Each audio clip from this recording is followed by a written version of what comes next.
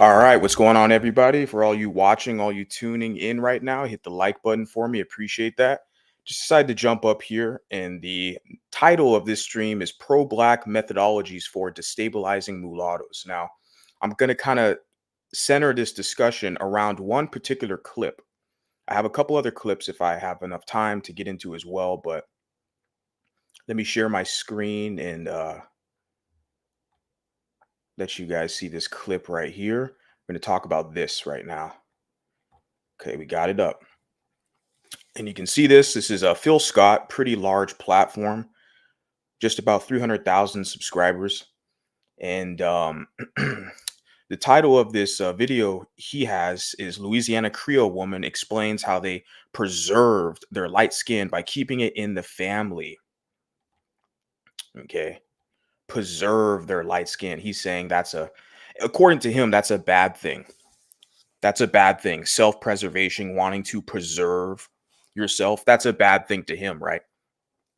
And a lot of his, followers, let's be honest. And we're going to, discover why that is. Why is it a bad thing to him? When you have a group of people who they have light skin, their phenotype, that's part of their identity, who they are, it's a bad thing to preserve, according to him.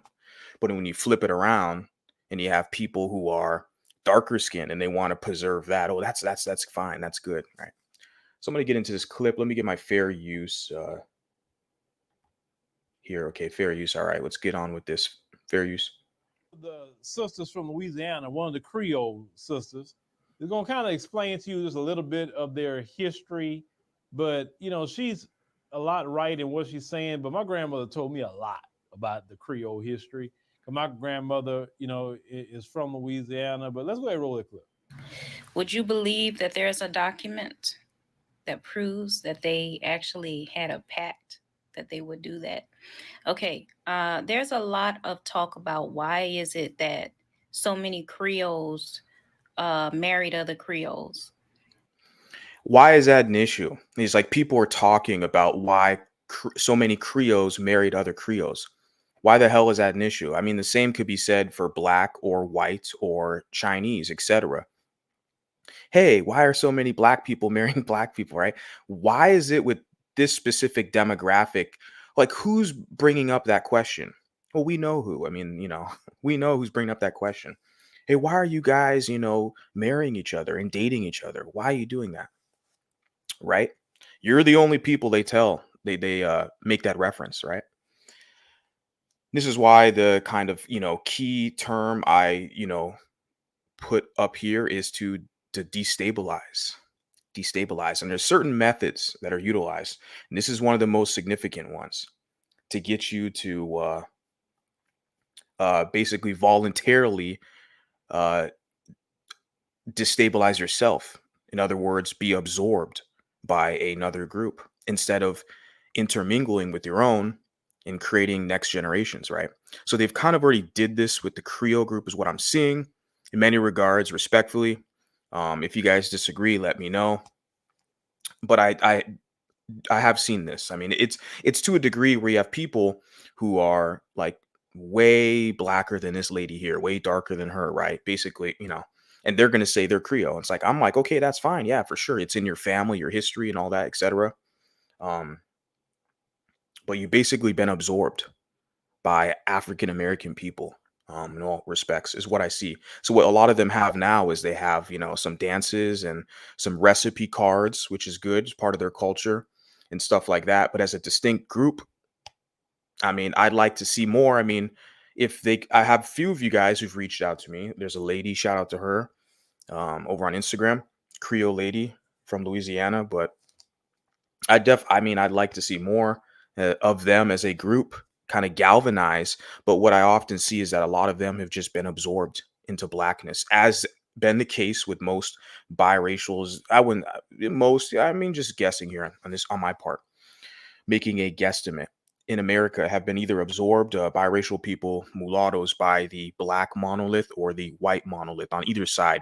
What you're seeing now in this generation with this kind of emergence and rise of the Latino population, a lot of biracial people intermingle and connect with the Latino groups. And I kind of personally feel like it's a lot easier for us to do that because a lot of Latinos, they themselves are a lot of them of dual heritage, or they have multiple heritage, like mestizo population, Mexican American, Puerto Rican, etc. A lot of these other groups and nationalities have different heritages going on within their lineage.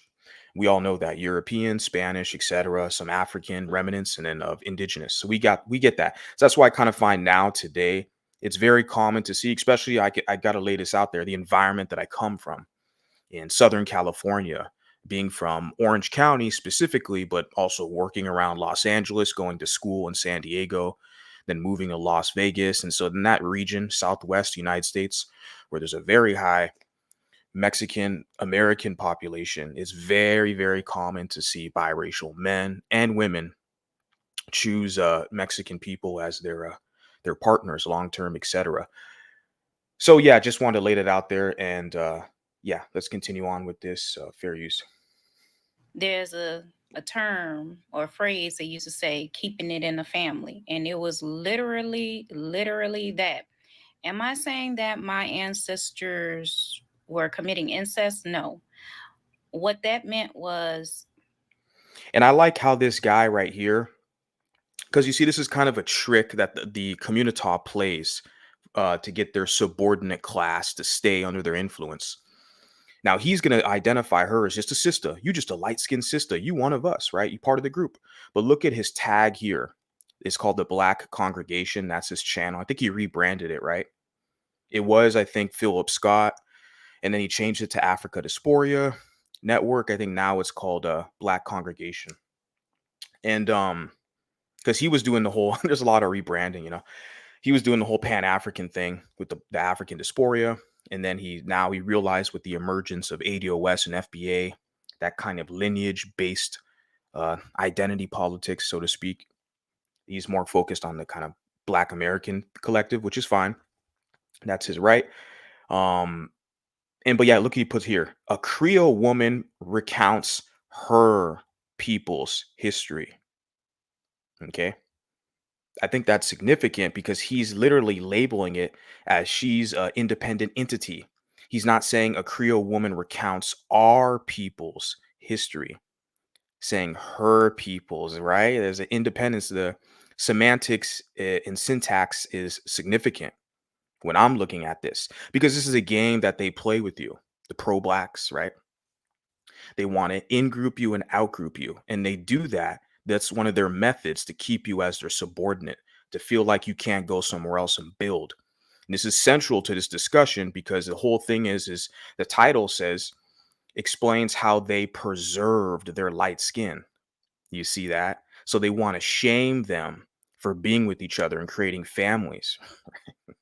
We're going to be talking about this for the next, several years because look, you guys are going to eventually, it's going to click with you. Continuing on, fair use.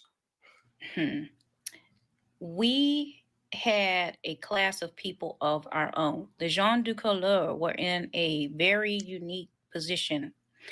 They could not marry slaves. They could not marry whites sometimes. Sometimes they could, sometimes they couldn't based on the law.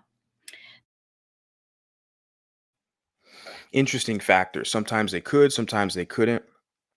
There's a lot of history there that I definitely am going to explore on this channel. And but a lot of us had our own courtship networks and communities.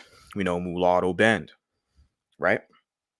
Outside of Port Allen, Baton Rouge, which is the capital of Louisiana. So there's a historical trail there of intermingling in communities of mulattoes, or what people would call Creoles, etc. Right? But yeah, let's get back into this. Did they have consensual relationships outside of marriage? Yes, they did. Here's the thing. These people were not like us. They had a whole different set of dynamics, and it was a different world, a different time. Okay, and I just want to pause there. She's saying, now these people are not like us.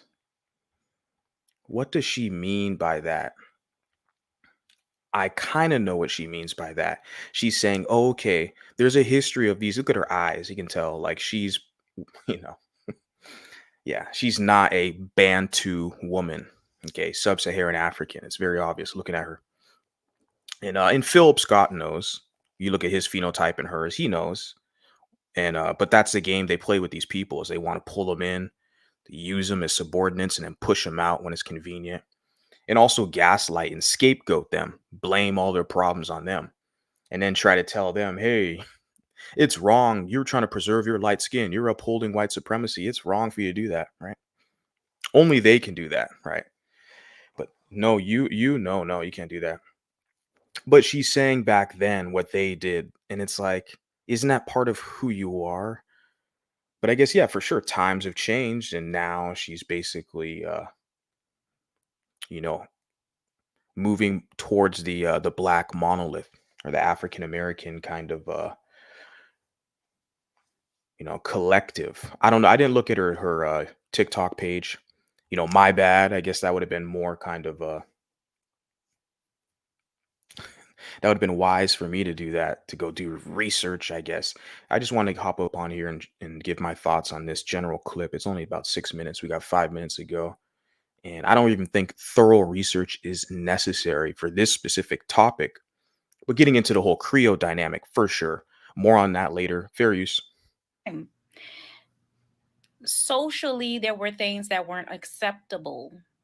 What Think of it however you want to, but what wasn't acceptable at the time were people who made a certain amount of money dating down or marrying down. Okay. These people were all about looks. Okay. Well, yeah, it's like hypergamy or classism, if you want to say that, like dating down. But even today, I mean, do most people date down? I don't, that's doesn't seem like a wise decision. I mean, who the hell is doing that? I'm pretty sure there's a lot of people who are doing that. You look at the kind of illegitimacy rates out here, and you kind of can see why. And also, kind of how the kind of the effect we can see with like even the university kind of enrollments, and how it's like a lot of the universities are more female dominated now today than it was, say, 40 years ago, maybe in the 80s. I think that's when things started to switch. 70s, 80s. I don't have the exact dates, but I'm just, because I was before I was born. I'm just kind of reflecting on that, where the university I went to, especially some of the courses that I took, was definitely, it wasn't STEM field, so it was a lot more women than men in a lot of classes, which is a good thing for, as a dude. You have it, like, target rich environment, but just looking at the after effects of that and how that can play a role in the sexual marketplace. But that's a whole nother discussion. I'm going to continue on with this fair use. Now, appearances, that was big. They could not marry down. That's literally, it was like, when I tell you that these people were the richest people in America, it was like like a Kardashian dating a high school uh, basketball coach. It was like that. I'm telling you, they were rich. They were rich with a capital R. So many of the people who were slaves that didn't work themselves up, right? After they became free or whatever, they couldn't marry them, and they couldn't marry whites sometimes. So what they did was they all created a little community within themselves because they were not really able to. It's interesting. She says what they all did is they created a little community. Wonder why she uses that choice of words, little community, for themselves. And her explanation is to preserve looks, because she mentioned that a couple times, looks. And I know that's why Phil saw this, and that's why he wanted to bring it to his platform and talk about it. But in my opinion, as a mulatto man standing here today, millennial generation, analyzing my environment and some of the history, and I'm sitting there like, well, that seems like it's for self-preservation. It's for defense and for protection. We can see that the anti-mixed race, anti-biracial rhetoric is at an all-time high today in America. I'm not saying that to be a victim, just stating a fact. When we see how we are literally in the image of America, in with all due respect, we look at the politicians, the culture, the music, the sports, right? It's mulatto men, mulatto women, in entertainment, everywhere at the forefront of that. And so, because of that, there's a lot of people who have angst and animosity and envy towards us. So, when I'm looking at this, well, yeah, it would make sense to develop a community for protection. That's their protection mechanism. And also for other, resources, for the warmth of the community, for belonging, right? It would make perfect sense. So that's what a lot of these people did back then. As she's explaining, Creole people did back then, but she's making it seem like a little community to maintain their wealth and their looks. It's like, well, every group does that. Mhm. Every group does that around the planet. But why is it that this specific group is being demonized for it in this conversation? Like, I'm not going to go into all the comments in this video. I'm not going to go into any of the comments, honestly. I'll leave the clip up so you guys can look at the comments. But there's a lot of like African Americans who are like trying to demonize them, of course, because they want access to your European genes and light skin. Come on, we all know the game. Fair use. Mix outside of that, and they kind of ran with their own people just the same way that we do in terms of finances. It wasn't skin tone, it was finances. If you were on their level financially, okay. Now, Yeah, the hypergamy.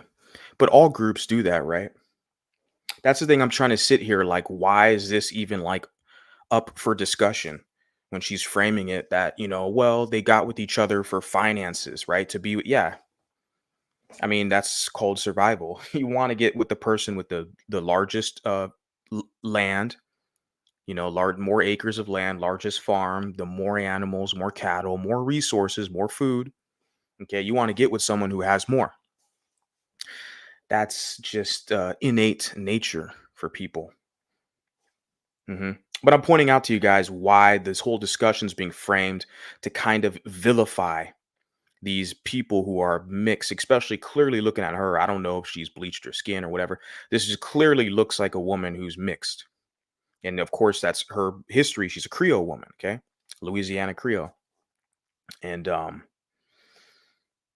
so yeah. Like I'm saying, a lot of them, a lot of these people, just mulattoes throughout American history after the 1924 Racial Integrity Act, have literally been absorbed. I mean, and you do have some who have maintained themselves in a lot of ways. Like you have one of their pro-blacks favorite people, Dr. Claude Anderson. He's one of these guys who's basically kind of maintained this multi-generational mulatto um, lineage, if I can say that, with his wife, his children, etc. Right? It's kind of been passed down with him, but that's not the kind of majority case from what I'm seeing. A lot of us basically get absorbed. Okay, continuing on, fair use. many of them tried to keep the money within the family because it was their way of trying to build community, uh because so many things with the whites, it was problematic. So this was their Black Wall Street type of mentality. They had made pacts to marry each other's families, and that's what they did. Now, what she said in a lot of ways is correct, but some things that she did not say. Now, she's right. They did not marry people that look like me, my color. And why would they? He said they didn't marry people that look like me, my color, like he's hurt by that. Well, looking at you guys, you're not the same. Okay. So I don't understand. Like, but they try to shame you and gaslight you to get access to you. Right. And it works on a lot of people, but that's why definitely a lot of people are not going to like me. I had a lot of engagement even this past week.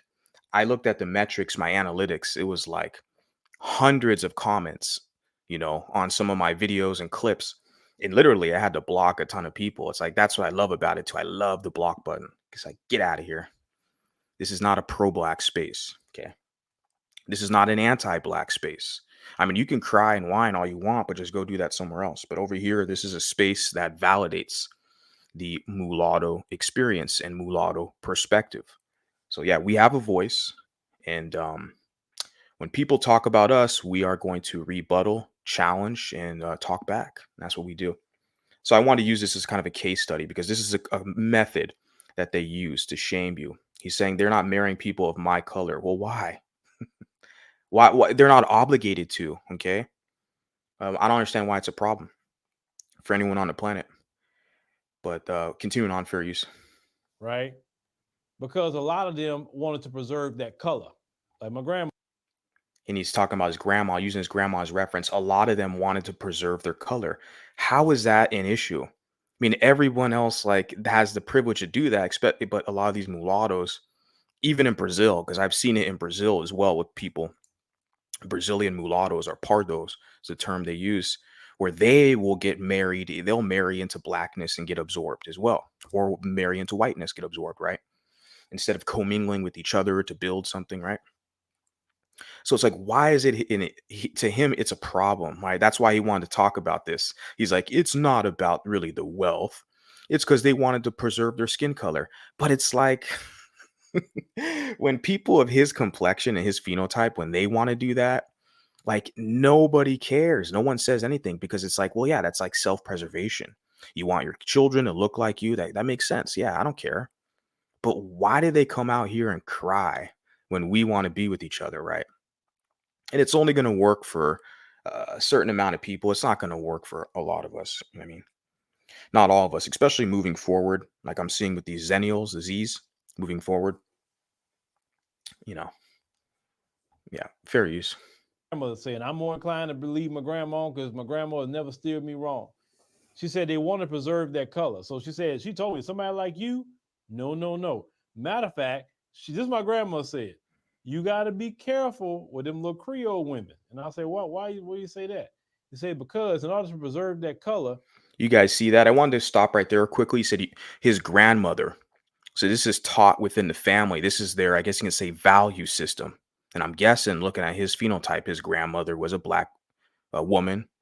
I don't know. I'm guessing, right? We all mixed. We all African American. We mixed. We're all biracial. There's no such thing as biracial. So come back over here and kiss my black butt, right? So I'm guessing. I don't know. But what I'm saying is that the value system. So his grandmother told him, okay, generations ago, grandmother told him, you got to watch out for those Creole women. They say the same shit today to biracials, don't they? To mulattoes. They're passed down in their family saying you have to be suspicious of those mulattoes, meaning you have to keep an eye out. Literally, you have to watch them, watch how they move, watch how they intermingle. Okay. Make sure you get them close to you. Make sure you infiltrate their spaces so you can destabilize them and maintain them as your subordinate. Interesting, right? How his grandmother said, you got to watch out for those Creole women, right? You guys don't see that? Because it plays the same way today. They say, oh, my mama told me to watch. I saw a video of some like Pookie guy. I don't know where the hell he was from, but he had a light-skinned girlfriend or mulatta, yellow bone, whatever you want to call it. Girl, they broke up and she was messing with this car. And I remember this guy, this dark-skinned Pookie guy, replied, who was like in the video, he recorded it, some social media page. And he was like, oh, my mama always told me about you, light-skinned girls. He said something like that. And this was like a mixed chick for sure, but that's their preference. Remember, they want your European genes. And so yeah, they're still saying that shit today.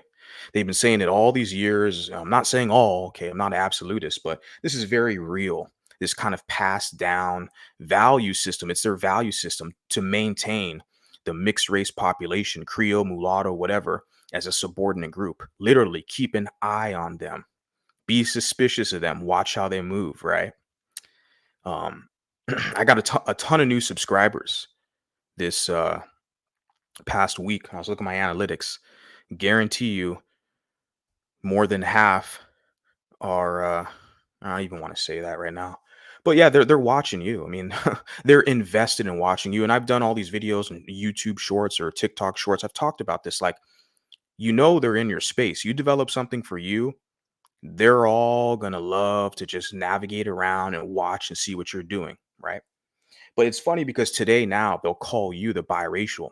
They'll call you the agent. They'll say mulattoes are agents. You're working for the white man. I'm saying this, guys, because this stuff is passed down. There's a historical reference to this suspicion. When this Phil Scott guy is saying, "Oh, my grandmama told me you got to watch out for them Creole girls." You see that, guys? They're still doing that shit to us today. Okay, they have to watch you to make sure you stay in line as a subordinate under their influence. Okay, continuing on, fair use. If they could not, like she said, get with other Creoles, they would get with a third and fourth cousin, just so they can preserve their color. Okay, and then this is like a conspiracy, right? They're pushing, right? Was it true? Yeah, maybe it was true, but the same could be said with their group, the black group, or his group, Phil Scott. The same could be said with him, not just Creole, that they got with the third or fourth cousin. He said his grandma told him that, which, like I said, is a conspiracy. The same could be said for them because there's a reference of that on the plantation. On the plantation, you guys heard stories where they had methods of that to traumatize slaves, where there would be the young boy. They would put like they had some sick kind of rituals they would do to basically destroy a lot of these people, right? And where the term motherfucker came from, as far as I'm concerned, what I've heard in reference in the American context, when someone says motherfucker, it's literally implying somebody effing their mom. Okay. Trying to be as kind of, politically correct and, polished as I can here, but this is what I've heard. And that reference is on the plantation here in America. There are some of these stories of what they forced the black woman, slave woman, and then the son. Okay. And they forced them to create acts, and they did some type of stuff like that to develop trauma and to break people's will. And they put a bag over the boy's head and, force people to do stuff. And I mean, if you guys want to fact check me on that, I'd love to hear it. I'm just telling you guys this is a story that I've heard because I'm a speech guy, communication guy, if you haven't guessed. And so that's, I like to study etymology. And that's a reference that I've heard from where that word developed from. But I'm going to leave it there. What I was pointing out is that truth could be said the same with a lot of their group, whether it was forced or not forced. But what Phil Scott's saying is this kind of conspiracy where his grandmother told him, well, those Creole people, a lot of them, you know, they got with their own family members just to preserve their skin color. So he's framing it as if it's like insidious that, oh, they wanted to maintain their light skin so bad that they, intermingled with their own family. You see, it's this crazy type of how do I want to phrase this? You know, this crazy kind of way he's framing it. Like, oh, they wanted to maintain their color so bad, so they went with the cousin or something. It's like, shit, whatever. I'm gonna continue on, fair use. They had things like the Blue Vein Society. Some of them. And that again, the Blue Vein Society, they develop these things for protection, like everybody else does. Just like you have these black militants, these black extremists, they develop their own groups. Okay, it's funny because you look at like the Black Panthers, they basically recruited all these mulattoes. Like, what's the lady? Catherine Cleaver, I think her name is, or something like that. You look at her, Angela Davis, and all these other people. Because mulattoes are their best foot soldiers. When they can sit back and make their secret deals with their white massa, right? They'll throw the mulatto out there to do all the fighting, to be a crash test dummy. And it still plays out today. There's one guy, okay, who's very mentally unstable. Okay. I kind of feel bad for the guy. Okay. He's really dense, but he's allowing a black guy, okay? He's allowing a black guy, a wannabe drill rapper, to use him to do his dirty work, to be a foot soldier for pro blacks. And I'm like, you as a biracial guy, as a Creole guy, because he identifies as Creole, that's fine. But I'm like, why do you allow these black people to use you to fight their battles? I mean, they've been doing this for so long. I'm surprised you guys don't wake up yet. Like, don't you know you have your own battles right in front of you? They're literally all over TikTok, spreading conspiracies about you, demonizing you because you have a white mom. I mean, there's a lot of things they're doing right now to destabilize you, right? And the main tactic is to try to dissuade you from getting with a woman of your phenotype or a female counterpart, right? Because they want to absorb you. Okay, fair use. Even own slaves as well. Oh yes. And then a lot of them thought that they was, they can go with the white folks. A lot of them could pass. And then when the white folks find out what they got going on, say, hey, baby, you don't get your behind from up here with us. Get yourself right back there with them black folk. In that right there, a guy like him, you see how he kind of pumps his chest out, his shoulders and stuff. They love that. That's like the humbling tactic. Remember, their frame of reference is always their white massa. Always. And I'm going to talk about this upcoming week. Some videos I'm going to drop. Just the whole one drop rule argument where it's always black people in my comments pushing that. They'll be like, one drop baby. They'll add baby at the end of it. One drop baby. Like they love the one drop rule because they want you in their group where you're a minority amongst them so they can punk you and use you and maintain you as their subordinate, right? They need to feel better about themselves. They need to feel good about themselves. Nobody else will put up with their shit. But what we see is we see a lot of biracials and multiracials in the case of like Creoles, they kind of put up with their shit, right? A lot of them feel like they don't have a choice. They don't have another option. Hence why I created social media to let people know you have another option. You need to carve out a better deal. You need to renegotiate. They're not paying you or doing anything for you. Why waste your time? Just tell them have a good day. But that was a funny thing about the one drop rule. Even Phil Scott, he loves it. A lot of them, I would say most, they love it because they know they got you. So they love white supremacy. They love their masses rules, right? As long as it benefits them. Once they're kind of on the ish end of the stick, then they whine and cry, right? Then they need you to help, need you to be their foot soldiers, like a lot of these Panther people, right? And yeah, what else I want to say on that? Yeah, just like you said, oh, you're gonna get right back here with them black folks. Yeah, crabs in a bucket. I'm telling you, a lot of these cats, they love that. That's why the whole biracial thing, they like it when a lot of these mulattoes call themselves biracial, right? Because they know that there's you're indicating a split there. And because of the one drop rule, the one drop rule is always weaponized against mulattoes. Okay. And they're the main people that I see weaponizing it is Black Americans. I'm going to keep it 100. People can disagree. That's fine. Post a comment. We could talk about it. But like I said, I'm going to post a video where it's literally, or a couple videos, literally Black Americans. Every week I get comments. Here's the one drop rule. You're still a black, right?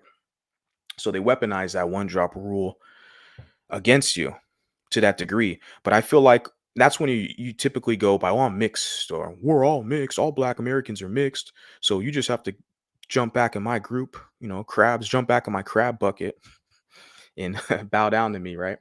But when you say you're a mulatto, it stings different. It hits different. Because then they're like, well, wait a second. That was an independent entity. In many cases, that entity, that class was above the African American group in many regards. They had more proximity to European high society, whiteness per se. That is the main reason why they don't like you using the word mulatto. That's literally the main only reason. They don't give a shit about the historical, oh, it means a mule or a donkey and a horse. They don't care because these are the same people who call themselves the N word. They call themselves the worst words you can possibly think of. They'll call themselves dogs themselves. They'll call themselves bees. A bitch is a female dog. They'll have rap songs talking about my bitch, my hoe, my dog. They'll call each other dogs. What up, dog? What up, bitch? They'll call each other animals and they'll call each other the N word. That's okay. So I mean, when they tell you you can't say mulatto, you gotta laugh at these people. You have to own that mulatto term because you're establishing parameters. You're establishing personal autonomy and sovereignty away from their influence. You need to renegotiate your position and get something out of the deal. I'm going to continue on with this, fair use. You don't belong up here. Because you know they will treat a lot better in society than someone that look like me. And it's still the same way. And I know that's why you're hating. That's why you want to gaslight them to identify with you, right? So you can use them. Of course, you know there's preferential treatment, okay? Both men and women. Yeah. You guys heard that, right? When he said, "Oh, because people look like you but treated better than me." It's not my problem. Okay. Straight up. Not what and they got a lot of these mulattoes, I'm gonna say it, be honest, a lot of women, older ones, I can say that. So who that I've encountered within some of these spaces and discussions where they're like straight up liberal social justice warriors, and they are virtue signalers to the like highest degree, where they feel like it's their duty to serve blacks, like they're honored to serve blacks. Like, I'm treated better because I'm light skinned and mixed, so I need to do everything I can for darker skinned people. I'm like, that's a slave right there, and it's a willing slave, subordinate. So I feel like a lot of these people, black Americans, they get upset. They're like really like frightened and worried when they see a guy like me who's like, shit, I'm not signing up for that. I'm not going to be a subordinate or kissing your butt. If you're not giving me anything, then what am I, what are we doing here, right? But they have a lot of these, mulattas specifically, a lot who are liberal social justice warriors who, oh, I feel guilty for because I'm treated better than you. Let me do everything I can to help you out. And you find out with a lot of those women, okay, we already went over liberal social justice warriors, virtue signalers of the highest order, but a lot of them, be quite frankly, there's also, you know, some LGBT stuff going on there. Just calling a spade a spade. But we're definitely going to get more into that later on in the future because it does have to be talked about. Continuing on, Furious. You understand what I'm saying? So my grandmother said, yeah, you got to be real careful. She said, don't let them green eyes they got in that light skin or that gray eyes, He said, don't let His grandma told him, you got to be careful. Don't get persuaded and don't get, mesmerized by them European genes, them green eyes and light skin. You guys hear that? You got to be careful. none of that fool you. He said, because boy, he said, you don't know what you're dealing with sometimes. And say with them. That's what my grandmother was saying. With them. The grandma's telling them with them. So indicating that they are an independent entity, their own independent ethnic group, right? And they identify with that Creole. And historically in America, they developed their own food recipes, their own traditions and music, etc. So they've developed their own communities as well. And so like he's even acknowledging that by saying them. But for whatever reason, they still want to gaslight them to stay underneath the black group and be like, oh, you're trying to preserve yourself and your genes, your light skin. You need to come back to us and let us get some of that good light skin, I don't know how these methods are going to work. Like, seems pretty futile, honestly, but yeah, fair use. Saying. But we have to understand. And right here, he said them, right? Them. His grandma said, watch out for them. That specific class of people, right? I thought we all black, homie. I thought all African Americans are all mixed. I thought we're all mixed. Oh, so he's letting you know right away. No. And of course, like I said, I paused here because of this tab right here. A Creole woman recounts her people's history. Her people's history. So it's already kind of being laid out when I'm viewing this, that this is a completely different ethnic group. Okay. A different group from the Black American group, which Phil Scott represents. Right? Okay, fair use. The quote unquote Creoles was just an offshoot of the legacy of slavery. Because you got to understand, there was no such thing as a Creole coming from the continent of Africa. Okay, so he's saying that the Creole was an offshoot of slavery. He said there was no such thing as a Creole of the continent of Africa. Like I said, I'm not thoroughly researched in that area. You guys could explain that. But We do have mulattoes in the Gold Coast of Africa. They use the term for sure, mulattoes as well, but also they use another term called Euro African. Okay. So there was a group of people, class of people, ethnic group called Euro Africans, the Gold Coast of Africa. So this was during a colonial period when Europeans made contact for sure with Africans. But yeah, he's gonna mention something here that's definitely gonna catch my attention. That is the white man's print on causing genetic confusion. That's just what it really is. He says it's the white man's print of causing genetic confusion. That's very significant. He's saying that's what the Creole represents, the mixed race population represents, the white man's confusion on white man's print on genetic confusion. So once again, this is a black man, okay, and of course he's spreading these falsehoods and lies. He's blaming the white man for everything that's bad in the world, right? Even though he loves his white man's rules that benefits him, especially the one drop rule, because he wants access to those lighter skinned people, right? And those lighter skinned people are not going to just give themselves to him, right?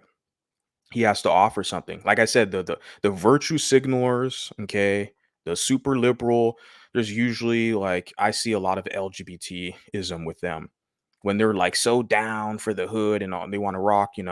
Look at Angela Davis. Wasn't Angela Davis this hardcore, fist in the air, pro black and all this stuff? Look at her now.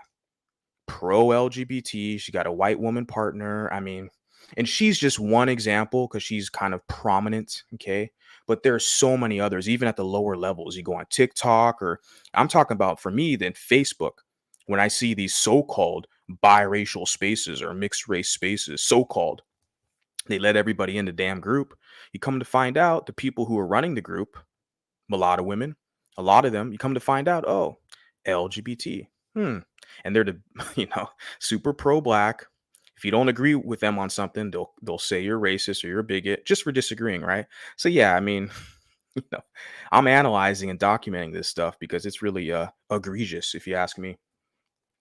And what I want to say on that, yeah, he blames the white man for genetic confusions, but I'm going to show you an image of this guy's partner. This guy currently, this guy on the screen, Phil Scott, his current partner is a light skin, super light skin, pale skin, okay? Mexican woman, Mexican American, right? Because we know with Mexican people, their skin tone variation differs, right? They can be super dark brown, even darker than me. If you guys know what I look like. And then his wife is like super light skin, right? Pale, right? So it's like he makes this reference about white men's creating genetic confusion. But like I said, these black Americans like Phil Scott, they love the white man. They love the massa, especially the rules that benefit them. So they love the one drop rule, but also they love the rule that gives them access to lighter skinned people, or in this case, like a Mexican woman, right? So now he wants to create the same quote unquote genetic confusion, okay, that he's blaming the white man for. I'm showing you guys the hypocrisy of a lot of these people, these pro whack preachers, because he's a preacher. His channel is the congregation, the black congregation. He's a preacher. We know he's Christian or something, right? And this is what it is, guys. The hypocrisy is on fleek. You're gonna blame the white man for genetic confusion, for why you have a mixed race population in America or Creole population, and they wanted to preserve themselves for protection. But according to him, he's like, oh, you just wanted to preserve yourself for light skin. You weren't going to give that good light skin to me. You know, you weren't going to let me get access to your good light skin. So you're bad, right? They'd want to vilify you and spread conspiracies. They'd want to blame the white man. It's the white man's genetic confusion. The first thing this dark skinned Bantu, okay, African American man does, he gets himself a light skinned just a light skinned Mexican woman. Can't make this shit up, right? Let me finish this off and I'll share the image here. Now, I'm not saying I mean, since I'm talking about it, why not just do it right now? And I'll get right back to the clip. It's only like a minute left of that clip. But I think this is it. Yeah, you guys can see that, right? This is Phillip Scott, and look at the contrast with his skin tone and phenotype versus the lady next to him, which is his wife. This image was like leaked a few years back. This is public knowledge at this point. Everyone kind of knows. But I find that hilarious. And he has a child with her, yeah, biracial child. Okay, so it's like, but he sits there and talks about the white man creating genetic confusion. What? Who's confused here? What are you talking about? Confused? That's part of their heritage and their race and ethnicity. What do you talk about confusion? He's, you know, but the first thing this guy does when he's given the opportunity, he's going to create some more genetic confusion. I'm pointing this out to the audience, especially the mulattoes listening. You guys see this shit? My whole position is you got to make sure these people, if they want something from you, they need to give you something in return. None of this fake, crusty barbecue stain, cookout card or access card, none of this fake stuff. It's got to be tangible to where you can count it. And there's also some monetary value behind it. And you take that money, you invest it, and you build something. I just want to share his image because it's just the hypocrisy is on fleek. When he referenced the whole genetic confusion, I'm like, the white man created these groups, genetic confusion, right? And the first thing he does is he gets a woman who's not of his phenotype. He gets a Mexican woman to create a mixed kid. And I'm telling you guys, like, what is that? I'm telling you right now, right? I am telling you right now. Moving forward with a lot of these Z's and A's, Generation Alpha, I mean, they're going to realize they have an option. They have more choices out here. This isn't the 1980s or 70s, right? Where all these mulattoes of that generation were basically kind of punked and forced. And not only that, it's not just because of that. They were persuaded to be in a black group. They didn't have an option. The population, they didn't have enough of us to where it's like a guy like me now. It doesn't matter where the hell I go. I can connect with these people and share some history, share some information. Hey, take a look at this. Have you noticed that? Do you see this trend? There's a pattern. There's pattern recognition with certain behaviors and specific outcomes. And it's very easy to connect with people where I go, whatever what I'm doing now. And I'm noticing that it's just because there's more of us now, and we're comparing notes, and we're like, oh, I've experienced that too. I know what you're saying. You're right. This is the method they use. You're right. Or the gaslighting tactic per se. But yeah, it's just because there's so much of us now. Like the numbers warrant it to where it's depending on you guys what you do with it. But yeah, I definitely have hope within the younger generation for sure. And respect to all those older than me who contributed. Like I see the Al show in the chat. Respect to Al.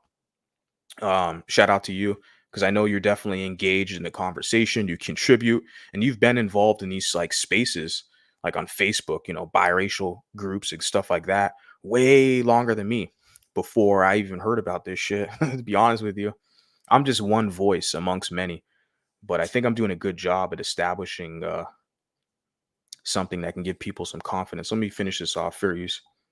The Creoles of today, no, nothing like that, because they'll tell you they black in a minute. You can hear her voice. If you wasn't sitting up there looking at her, you would think, oh, okay, well, that's another black girl, right? But she light skinned, whatever, she'll throw you off. But if you go to Louisiana, you see plenty of that. Plenty of that. If you're that kind of brother that's into them kind of women. If you that kind of brother that's into them kind of women, yeah, and he blinked his eyes, yeah, like him. I shared you guys the image of his partner. And I'm not trying to get personal, okay? I'm pointing it out for reference. When you see the images side to side, you're like, okay, and his talking points that he's spewing about they want to preserve their color. And it's like, and he just mentioned certain brothers, if you like that kind of women. Yeah, a lot of you guys do, okay? Not going to say all, I'm not an absolutist, but a lot of you guys do. It's a preference.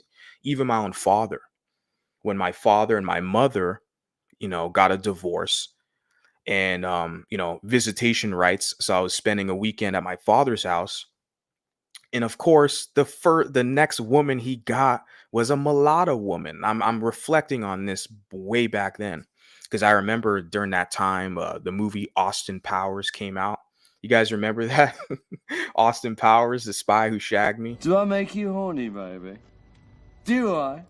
Do I make you randy? Do I make right? You guys remember that Austin Powers? But during that time period, that was like in the late 90s or something, middle late 90s. I remember, yeah, watching that movie with my dad. But yeah, like because my parents were divorced at that time when I was a kid. But yeah, he had a mulatto woman.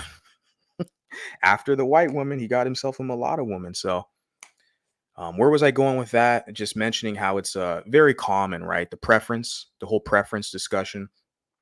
And so yeah, he's talking about, oh, if you a certain kind of brother that likes that, yeah, Phil, you're that kind of brother, Phil, because your wife is not a woman of your complexion or phenotype, right? So let's stop the cap, right? You know, and some of the women are into that kind of men. He said some of them women are into that kind of men, trying to pass them off to be reabsorbed. Because the whole point here, like I said, the pro-black methodologies of destabilizing mulattoes, the whole point he's putting here is for the dark-skinned black men to get with these light-skinned Creole women to reabsorb them into the black monolith. And he's saying it's the same thing with the women. He's saying, and some of those women like those kind of men, right? Persuading the women. Hey, there's guys who like you, pedestalize you, right? The preference. Go with them.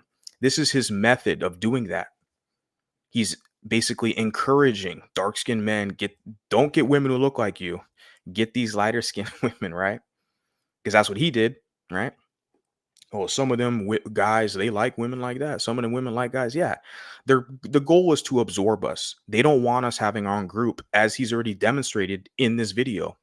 When I'm looking at it, the Creoles created their own group for protection. Mulattoes created our own group for protection. As we're doing now, this reemergence of this mulatto consciousness, we're doing it for protection, mainly from a lot of you people. You have a lot of these racist, black supremacists, black nationalists that are on his channel. You go to the comments, okay? And I've known that for a minute, sat back and analyzed it. It's not till now that I'm basically kind of putting myself out there and letting the public know that we see what's going on. But yeah, we're the mulattoes today. We're doing the same thing to protect ourselves. But he's trying to vilify us with conspiracies, saying we're doing it to preserve our skin, our skin tone, or some our light skin. Maybe it's just we like how we look. We like ourselves, and if we want our progeny, our offspring, to look like us, to have our image, we have to get with a partner who's a similar phenotype. We look at the perfect example of that beautiful family is Lenny Kravitz, Lisa Bonet, and their daughter Zoe Kravitz. Right? When you see all of them together, like, it's a beautiful family. They all have the same phenotype, all just mulatto family. It's a beautiful thing. It's like I was talking to a guy behind the scenes a while ago about that too. I was like, look, if you want to recreate that, like he's a guy, this is a guy. So I was telling him, like, you got to get a mulatto woman if you want a family like that. I mean, you know, and he says preserved here, preservation. Yeah, you have in-group preference because I like how I look and I like how mulatto women look. Yeah. So let me continue. I think we're almost done here. Fair use.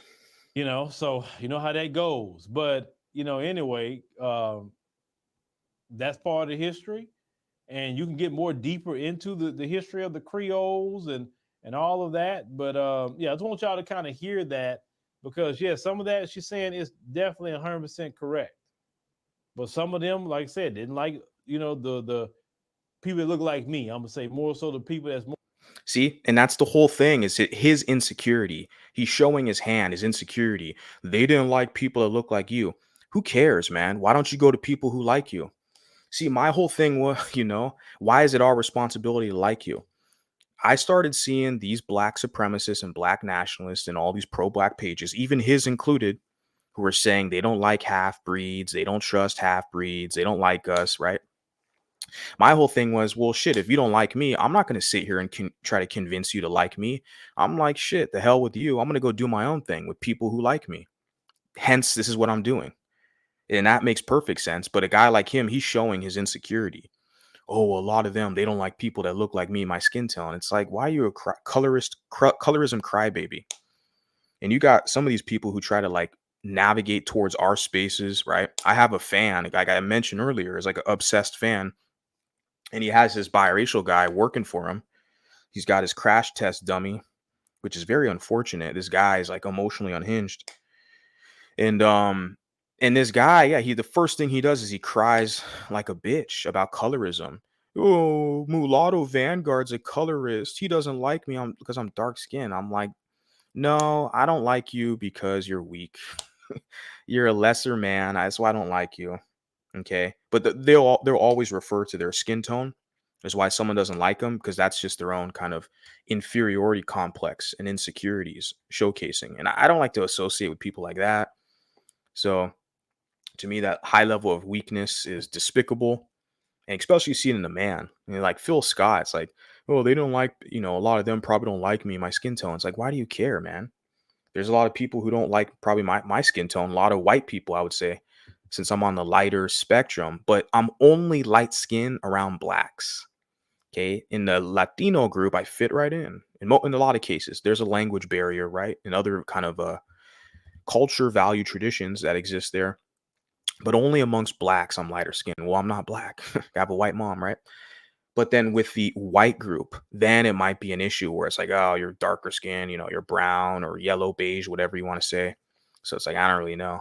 So I kind of see that sometimes with them, but I don't see that fixation with color with them, with white people, as much as I see it with black people. Straight up, honestly, for me, as an American, traveling this whole country, being around different circles, etc. I think that color fixation is way more like an issue with black people, black Americans. Because with white people, what I found out a lot of times, if you want acceptance, I've mentioned this before, within their groups and spaces, it's merit based. You have to produce something, create something, produce something that the society can utilize. And then I feel like there's more of a kind of ladder given or extension given to move up, or door access to doors, etc. That's just my take on it. Fair use. More closer to the African origin. Hey, there you go. But let me know what y'all think about this. Yeah, closer to the African origin. Yeah, and of course, like I said, guys, and then he calls her a sister, which is typical, right? They want to outgroup you, and then they want to bring you back in so they can slap you and spit in your face, right? He said the African origin. The African origin. Why didn't he choose the African origin? And of course, his response, because his own fans, I think he faced a lot of criticism. He's all pro black, pro black. He tried to hide his partner for years, but if someone, I guess, doxed him. This would be doxing, right? Someone found this picture, this image. They found the information and they presented it on the internet. And it kind of tarnished his brand for a bit. He's been able to recover, right? He's got close to 300,000 subscribers, so he's all right. But he was trying to hide it from all the black people who support him. They're like, wait a second, you're talking all this pro-black shit, but you're not laying in bed next to a black woman. You have all these beautiful, dark-skinned black women. You couldn't find one. You got a Mexican chick. Like, that's what I would be saying too if I was a fan or supporter of him. Because I'm looking at a lot of these black women compared to this woman on the screen. I'm like, what? Like, I'll take the chocolate sister then if it's next to her. Shit. you know, it's just funny. No, but what it is also the hypocrisy, okay? It's the hypocrisy where the guy wants to tell everyone, he wants to gaslight you and shame you. Oh, they're trying to do it to preserve their skin. They're not getting with the African origin, but you're not doing it yourself. You're not practicing what you're preaching. Mr. Preacher Man, black delegation, right? So just wanted to point that out. Respect to all you guys up in the chat. Let me check some comments real quick. So shout out to the Owl Show. I mentioned you earlier. I saw you put a comment here. Like I said, I've seen your kind of contributions, and it's definitely noted and should be respected because you provide a good insight for all of us, especially with your kind of academic background, being a journalist or a writer of that nature. So you say here, what most people don't know is that mulatto and mixed race people in places like Louisiana had their own communities. Exactly. Mulatto Bend, amongst others, right? This is not known by most people, whether black, white, other. Yeah, a lot of people don't know. Even I didn't know like a couple years ago. Just being in this kind of discussion has forced me to dig up research and look into things. I'm like, oh shit. We've had associations, communities, businesses. They have streets named after us, grave sites. We have the Mulatto Bend Cemetery in Port Allen. Like, we've had entire communities. Okay. You put here, but blacks are allowed to maintain it. Yeah, I pointed it out too. Yeah, the double standard, right? And I've heard that. Like, I remember one time, this was way back, probably like 2019, 2020, maybe. I was tuning into a Tariq Nasheed live stream. Okay. And on Instagram, Tariq Nasheed, we all know him, pro black grifter, another guy who's like, we got to keep it African, keep it in the hood, keep it in the family. But he marries a biracial woman. Not surprised, as we saw with Phil Scott. It's very typical with them, especially the super duper pro blacks, right? But Tariq Nasheed, because he'd, and would add people on to his Instagram live and talk to them, right? Chop it up, whatever. And there was a black woman who jumped on his live stream, and she was like, oh yeah, look at my babies. They're dark skinned like me, dark skinned babies. Like, she was very proud, which is a healthy ego, I might add. Like, she liked her phenotype, and she had children of her phenotype, and she was proud of that. She showed Tariq Nasheed. Now, remember, Tariq Nasheed's the opposite. He got a mulatto woman because he wanted lighter skinned kids, But this black woman was dark skinned. I remember the live. That's what I'm telling you guys right now. Like I said, she had a healthy sense of self, where she was like proud of her phenotype, and she was like, "Oh, my two babies, they're dark skinned like me. They're melanin." And so they're, like I said, I put the comment here. It's like, yeah, they're allowed to maintain their color, their pride with that, which I've never had an issue with that either. I've already said that on the stream. That's self-preservation. That's a good thing. If they like who they are, I'd rather deal with those people than these self-haters who want to confuse you and trick you to try to use you, as like Tariq Nasheed and Phil Scott, these pro-blacks who marry non-black women. They want to try to trick you so you can be their crash test dummy. You can be their stooge and foot soldier, fighting all their battles while they sit on their ass playing video games, chasing light-skinned women, right? But yeah, I don't have an issue with them maintaining their color, but why do they cry when we do it, right?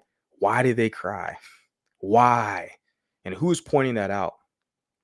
The colorism crybabies, right?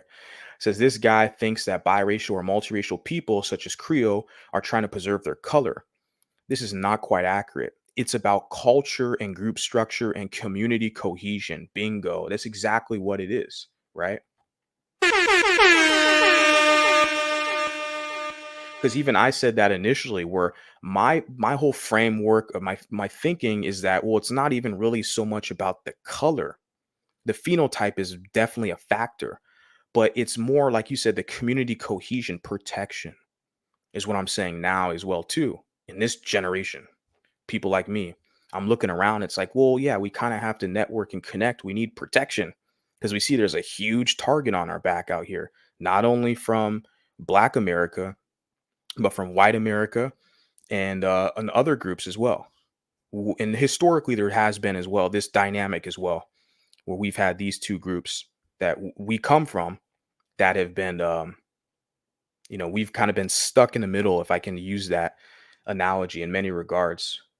And a lot of us realize we're being played by these groups. Okay. They have back end deals, right? They get with each other to have children, and they have back end deals with each other to maintain us as subordinates for them, right? You make a good point. Community cohesion is key. You put colorism at its finest. That's that Goldie. We are pretty much the poster child for the civil rights leader, Malcolm X, Marley, Bob Marley, George Jackson, Huey Newton. And you put here light-skinned savior. Yeah, I think you're mentioning that woman, huh? I don't know. You see that a lot of these light-skinned saviors, yeah, I mean, people fall into that even like unwillingly, knowing they're doing that. Like, and the people, how do I want to say this? Yeah, that position of a light skinned savior, like there's this guy right now who's very emotionally unhinged. He's taking that position of a light skinned savior, right? He's doing the dirty work for his dark skinned friend. Oh, but his dark skinned friend's going to be like, well, I'm not dark skinned, I'm brown skinned. They play this game. I'm like, I don't give a shit what you are. You're not mulatto. But yeah, this one guy, he's the light skinned savior for black people, trying to find himself like attacking me. And it's just like, why do you want to lose, man? Why do you want to embarrass yourself? I don't get it. But a lot of people like that position, being punked by blacks, being a subordinate, being underneath them, doing their dirty work for them. And they sit back and laugh. I mean, we saw Kwame Brown I'm going to end up sharing that clip again, make a video about it. I talked about on live stream where he was basically like laughing. He said he used to torture you light skins. You guys want to be down to be pro-black. He literally said he would set them up to be crash test dummies. You can't make it up. I love the fact that Kwame Brown publicly said that because it affirms what we all kind of know is true out here, that they are literally are utilizing mulattoes to be their subordinates, to be their mules working for them. Okay. And there's many methods they utilize to do that. Now, we talked about Phil Scott with the whole gaslighting mixed race people to say that they're black, they're part of our group, they're just lighter skin. Oh, but they're not really us. And then he was talking about how within his family, his grandmother, he was spreading, conspiracies, right? To, oh, you got to watch out for them. You got to keep an eye on them, right? How that's passed down in their traditions and their families and their culture about us. And then you got the Kwame Brown method, which is the membership access, where a lot of these biracials and mulattoes, etc., they want that membership access. They want to feel closer to the community. And of course, the blacks are not going to give it to you. They're going to wave a carrot over your head, that group acceptance. So they're going to make you work for it. If you want to be a part of that, part of the club, so to speak, the cookout, you want to go invited to the cookout. That's the analogy they use. Then you're going to have to work for them. You're going to give them free labor. So yeah, and I don't know. I see this guy right now who's struggling on YouTube, who's kind of being a foot soldier, a fool for pro-blacks. And it's kind of sad. It's sad how you'll have like other mulattoes and biracials, whatever, Creole, who will do all the dirty work for black people and fight for them, fight for their battles, be their light-skinned savior, the comment that I had. I was thinking about that right there, light-skinned savior. It's very sad and unfortunate. We just see that everywhere, where they will literally attack me, fight me. It's like, I don't care about you, bro. I'm not your enemy. I don't know you. But they let black people whisper in their ear, and they're like the most pro-blacks out here, like Huey P. Newton and all these other light-skinned guys. They have to overcompensate, okay, if they want that membership access. While the dark-skinned guy like Phil Scott can sit on his behind, okay, eating popcorn, drinking soda pop, and chasing after Mexican women. He can do that, and grift off all these black people with low self-esteem. Blame it on the white man. The white man's creating genetic confusion. The same guy who says that has got a Mexican wife and a biracial child. You can't make this shit up. This is where we are today, guys. I'm just here reporting the news, okay? So don't get mad at me. So shout out to Al. He puts biracial and mixed race people in the U.S. were often a community within African-American neighborhoods and regions. This is why a number of black people distrust mixed race people. That's a good point. A community within a community. But the key thing is like I'm saying, I want to, basically challenge the argument from Phil Scott saying that, well, this whole community aspect was for cohesion, for acceptance and belonging. It was like a defense mechanism for protection. Okay. This is what I see now with what I'm doing. This is defense for protection. Okay. Have a place of belonging where we can navigate and strategize. And this is a public platform. Everyone's tuning in. But Phillip Scott tried to make it seem like, oh, they just wanted to preserve their color. They weren't going to give us any of that light skin and European genes. I want to get closer to my white massa. So they want to weaponize the one drop rule against all you people, man, to gaslight you. Are you guys going to continue to fall for it? I don't know. I don't think so. I think a lot of the younger people, they're not going to fall for it anymore. They're going to get more bold, especially when they hear guys like me. They're like, oh shit, look at this guy, what he's doing. I could do the same thing too. Yeah. You wonder why they hate me. They don't want you motivating people. It's like on the plantation days. They see a slave that's all uppity. They want to check that guy, punk him, make sure he doesn't encourage the other, slaves. That's how the African American community looks at biracials who are not black identified. They're like, let's humble him. Let's remind him he's black like us so we can kiss our butt. They use the same methods that their white massa did to them. They want to use those methods onto us to try to punk us, to try to humble us, right? So you're right. If they see a guy like me who's out here trying to encourage people, you got to stand up for yourself, renegotiate your position, make sure you get something out of them, make sure you get something out of the deal. Don't just blindly support them because you down with the hood and all this bullshit. And you're damn right. They're going to send out their coon lotto foot soldiers to try to attack me. And it's not really working out. A lot of these people I see. You got here Val. Shout out to Val. You put here, doesn't he have a white wife? Yeah, yeah. I think she's like a Mexican woman. Yeah, I guess you can say white if you want. A white Hispanic is what people say. That's the term, the phrase they use, white Hispanic, because she's probably mostly of Spanish descent. She's very pale skin, right? Like I said, I mentioned earlier, with a lot of Mexican people, their kind of complexion ranges from darker than me, a lot of them my complexion, and then lighter skin. And I have experience with them a lot, women, because I grew up in California, and so I like both. I mean, I have a lot of women were brown, my complexion or darker. I kind of like them. Um, I wouldn't want to say more or less, but a lot of them I did like. Yeah. So let's go into this next one, Val. We got right here. A lot of pro blacks have biracial children. Exactly. Yep. Yeah. I have an uncle who had a mixed race son, abandoned him, then turned super pro black and Muslim. Wow. Yeah, and then the thing is with the gaslighting with them, they want to tell us confusion, that we're confused, right? But they're the most confused people on the planet, literally, because they were literally bred to be servants to European Americans. Okay. So a lot of their culture they have is really a byproduct of that kind of adaptation and survival from the European system in America, which put them at the bottom. Okay. So a lot of them, they have confusion, but they try to push that on us. Like I demonstrated with Phillip Scott, where he's blaming the white man. It's very typical as a pro-black, saying it's the white man created this Creole group, and that's the white man's print on genetic confusion. That's what he said. And I'm looking at Phillip Scott like, is this guy the biggest hypocrite or what? You have a Mexican wife. Like, she is not an African woman.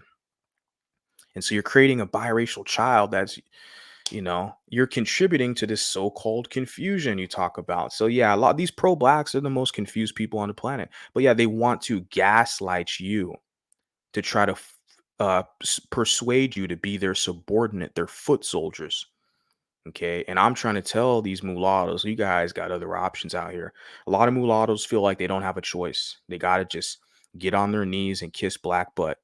Because if they don't, what are black people going to say? You're a racist. You're a white supremacist. You're a racist. You're not kissing my butt, doing what I want you to do. So you're a racist. You see, what else are they going to do? They're going to cry to white people. So Val again puts pro blacks don't like mulatto, specifically black and white mixed. They do not have the same level of hostility towards biracials or black Asian or black Hispanic. That's interesting. I think a lot of people have mentioned that before. They reference that because of the kind of racial binary nature in America, that dichotomy between black and white, master and slave. So therefore, people like us, a lot of us, yeah, we definitely catch a lot of hostilities. But you know what? Like I said, I don't push victim shit over here. Okay, a lot of the pro whacks, okay, they're proud victims. They're gonna come over here and basically try to gaslight us. You guys are victims and whining and crying, right? For trying to create our own shit.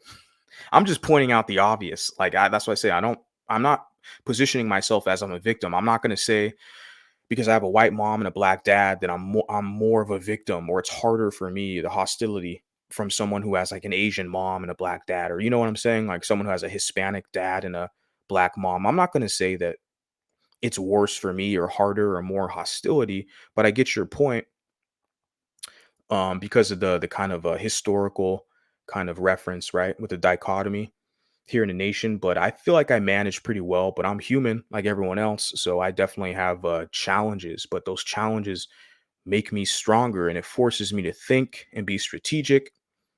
And it's working out good for me. I feel like I'm pretty healthy. But I just wanted to mention that because I don't ever want to position things as being a victim, because I'm not a victim. But the black supremacists, the pro-blacks, they want to get you. If you're a mulatto, they want you to serve underneath them. So they're going to jump into this chat, jump into my channel and be like, oh, you guys are just light skins crying and whining and being victims. You can go to my videos and see some of the comments. I leave some of the comments up.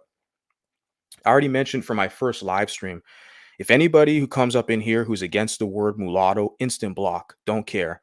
But if they can put like a joke or something, or like it depends on the joke or the severity of it, right?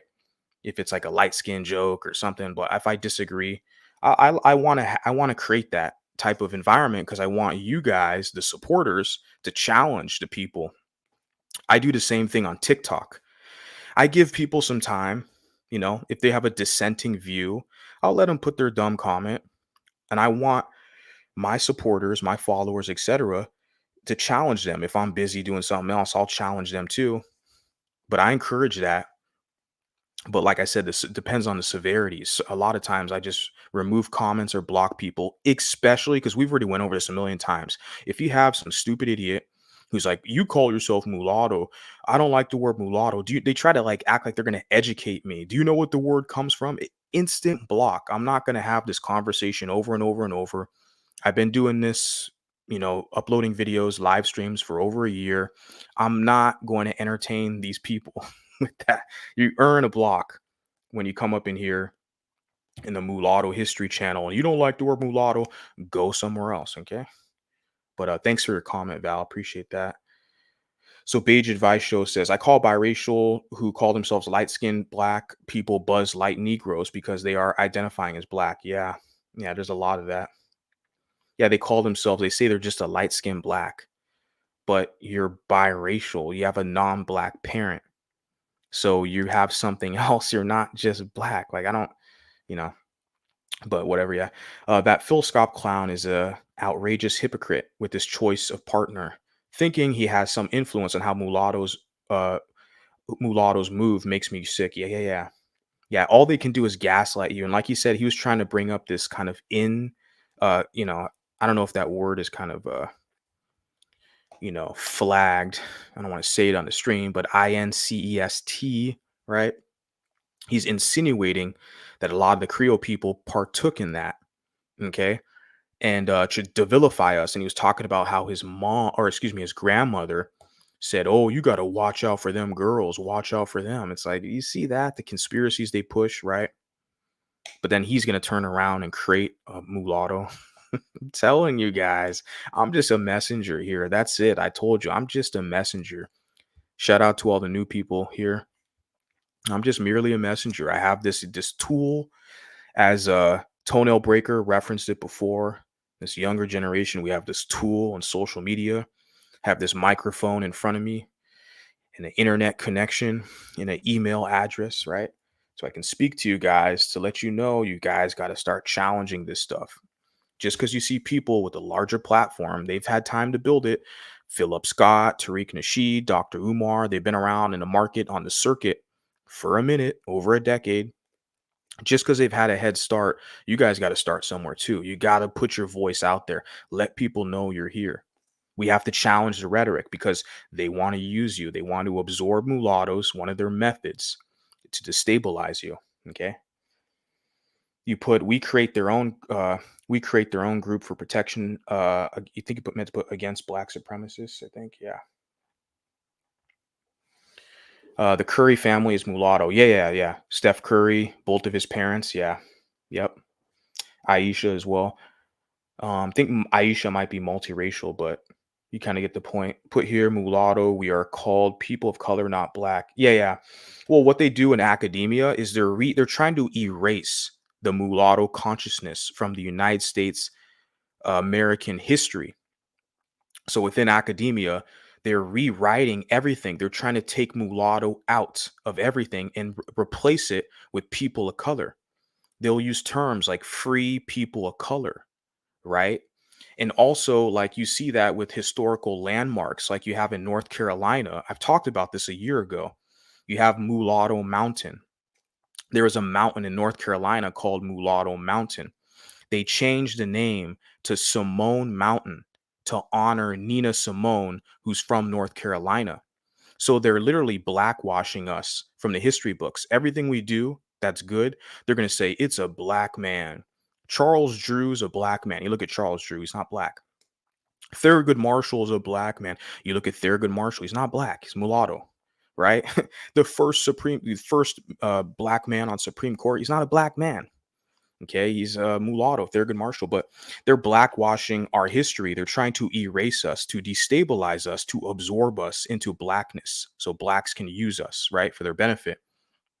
And I just referenced yeah, they do it in academia. I'm looking at some of these articles and research papers, etc., and they use the term most frequently free people of color or people of color. They're just lumping us in with black people. It's like, well, what the hell? You're talking about mulattoes here. Like, even when you research some of the Louisiana mulattoes and Creoles, they're using free people of color. Like, that doesn't mean anything. We need to be specific so we can dig up the history and have some pride. They're erasing our history. And I am going to drop a video this week about that too, where I had another black supremacist on TikTok who is like, "You guys have no history." And I'm thinking to myself, well, we do have history, but you racist blacks steal our history from us, right? Literally. Like Dr. Umar, he named his school Frederick Douglass Academy. He's just a black man. Like they steal our history from us and say it's black. Like W.E.B. Du Bois and Adam Clayton Powell, right? So yeah, they do that with the people of color is the most popular term they use. This very broad and ambiguous term. So they're trying to lump in mulattoes in with blacks, right? And yeah, just before I move on, like I referenced, Simone Mountain, it's Mulatto Mountain. They changed the name to Simone Mountain to honor Nina Simone, who's like a artist or a singer, right? Dark skinned Bantu woman, clearly Bantu, dark skinned woman phenotype. So they blackwash Mulatto Mountain. That's one way they do. They erase our history here in the nation. And it's funny because there was a movie that came out. Remember that? There was a lot of uproar when that Nina Simone movie came out because they had a mixed woman from the Dominican Republic, Zoe Zaldana. They had her play as Nina Simone. And it's very often you'll have black, dark skinned people, Bantus, they'll get jealous and start whining and crying. Oh, they didn't get a real black woman to play. See that? A real black. So they're letting you know you're not a part of their group. A lot of you mulattoes haven't got your wake up call yet, unfortunately. They're all whining and crying. Zoe Zaldana played the role. She's a good actress. She's like one of the highest paid actresses right now. Zoe Zaldana with the Marvel franchise. And what else does she do? She does a lot of stuff, right? And yeah. So like they whine and cry when a multiracial or a mixed woman like Zoe Zaldana plays Nina Simone in a movie. They're gonna whine and cry colorism. It's not fair. They're not getting a real dark skinned woman to play a black. They're erasing blackness with mixed people. They're replacing. They say replace. That's what the black racist, the black supremacists will say about mulattoes. They'll say that we are erasing them. They use their replacement theory, their black supremacist replacement theory, to say we're erasing them in media. That's what they were saying about Zoe Zaldana when she was casted to play Nina Simone, because she's not a real black woman. She's not dark skinned. They're whining, crying. But when we look at the historical context of Mulatto Mountain, they changed the damn name of Mulatto Mountain to Simone Mountain for Nina Simone. So, but that's okay. It's okay for the blacks to blackwash your history, erase you from the history books, absorb you, right? To destabilize mulattoes. That's the key term I use in the title: destabilize, absorb. Okay. That's okay. We're not supposed to say nothing about that. And then the black racists will tell you, you don't have a history. It's like, well, we have a history, but you guys steal our shit. And now we're reclaiming it back. So what are you going to do now? You're going to cry colorism. You're going to go cry to your white massa. Okay. I don't expect anything else really, but got here. Val says Black Americans have gotten very offended towards mulattoes for us daring to like our own appearance. Exactly. They get offended because we look different from them. They take it as a direct insult. Yeah. It's like soft feelings, right? It's funny because they talk about how light skins are soft and shit. Light skins are soft, but they're crying. A quick story.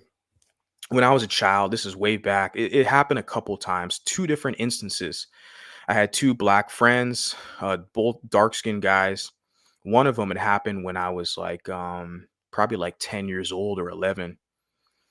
And I remember he really liked this white girl in our class. And I told him, or I told someone else that I liked her and I wanted to talk to her, and he really got flamed, he got really enraged and wanted to fight me, tears running down his eyes. This was like my first taste of like the jealousy and envy of dark skinned black males. This is very early age. And I was laughing. I didn't care because I have a white mom. Like, I was raised around white people and black people, hence the guy telling you guys about. So I've had definitely a diverse environment, but I was young, man. I was like a 10 or 11. And just something very minimal like that, saying, "Oh, I'm interested in her too. I want to go talk to her." The jealousy, like enraged, he wanted to fight me. Literally tears coming out of his eyes. So that's when I first experienced that. And then later on in high school, I had another friend, dark skinned guy, and there was a white girl there, and he liked her. I didn't even really like her. I was like, whatever. But she was trying to play games with him or whatever, and I was there. And then I was making out with the chick, okay? And she purposely wanted to make out with me to make him jealous. And it did. It worked. The guy got jealous. So that was the second time I saw that. I think that was in high school.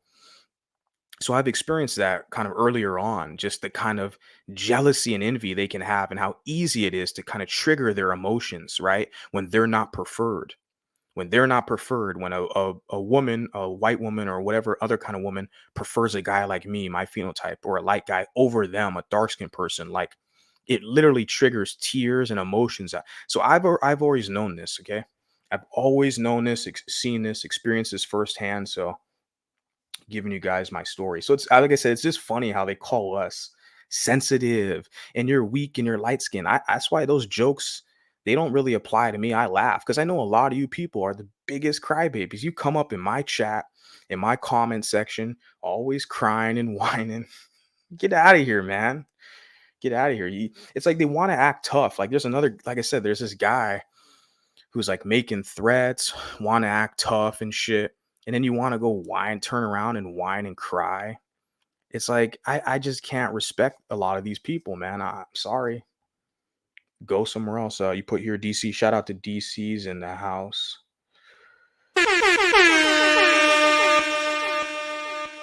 So DC, she puts actually let me make you a moderator here. If I can do that real quick. Yeah, make you a moderator right now, DC. Then you put I saw a black man anticipating the Bob Marley movie in February. I can't wait for them to act like Bob is one of them more than they are. They already do. Yeah. Yeah. Bob Marley is a white father. He's a mulatto man from Jamaica. Yeah. And I saw because the movie's premiering pretty soon, right? I saw like a commercial or whatever, like a little segment of like the premiere or something about that recently the other day. And I'm looking at the man, the phenotype. He is not a black man. The actor of Bob Marley or Bob Marley himself. Like I saw that the actor had his hair cut, like the dreads were cut, whatever. So he had like short hair. You're looking at his facial bone structure, facial symmetry. That's not a Negro. It's not a Bantu guy. Okay. It's a mulatto guy. Okay. But yeah, they're going to claim him. That's the number one mulatto on planet Earth that every black man wants to claim. But it's funny because they always push the whole "see to your father." You to see to your father. It don't matter what you think about being biracial. You to see your father. Oh, well, Bob Marley's father is white. He's a white man. And then all of a sudden, all these blacks, they shut up. That's all you gotta do whenever they tell you that "see to your father" shit, because they love Bob Marley. Like I said, that's their hero. Even across the planet, that guy's influence is global. He's definitely a global icon. That mulatto from Jamaica, Bob Marley. When I was in Ghana, I saw more images of Bob Marley than any other man in the whole country. They're everywhere. Posters, billboards, there's print symbols, t-shirts. You see Jesus Christ, the image of Jesus Christ in Ghana. You see the image of Bob Marley everywhere. He's like a prophet, essentially, in many regards. Black people love Bob Marley, right? Like I said, that's one of the guys that they want to hold on to for dear life. You put excited over that popular love mulatto man. Oh yeah, because they want to live vicariously through that man, right? Through a lot of us, the women, the black women will want to live vicariously through the black women, or excuse me, through the mulatto women, and vice versa. The black men want to live vicariously through mulatto men in some regards, but a lot of times they like there's a guy here in the chat who points it out, the Beige Advice show. I agree with him on that, where it's like the with black men especially in America, African Americans, they don't want biracial men, mulatto men, to be the image of black men in America. They fight hard. That's why they always want to humble you and talk you down, like a guy like Drake or any other person like a Steph Curry. They'll try to punk these guys, right? They want the dark-skinned black Negro to be the image of black men in America. But those same black men, they're putting their preference to biracial women. They're replacing dark-skinned black women, and they're putting the biracial woman as the image of black women in America.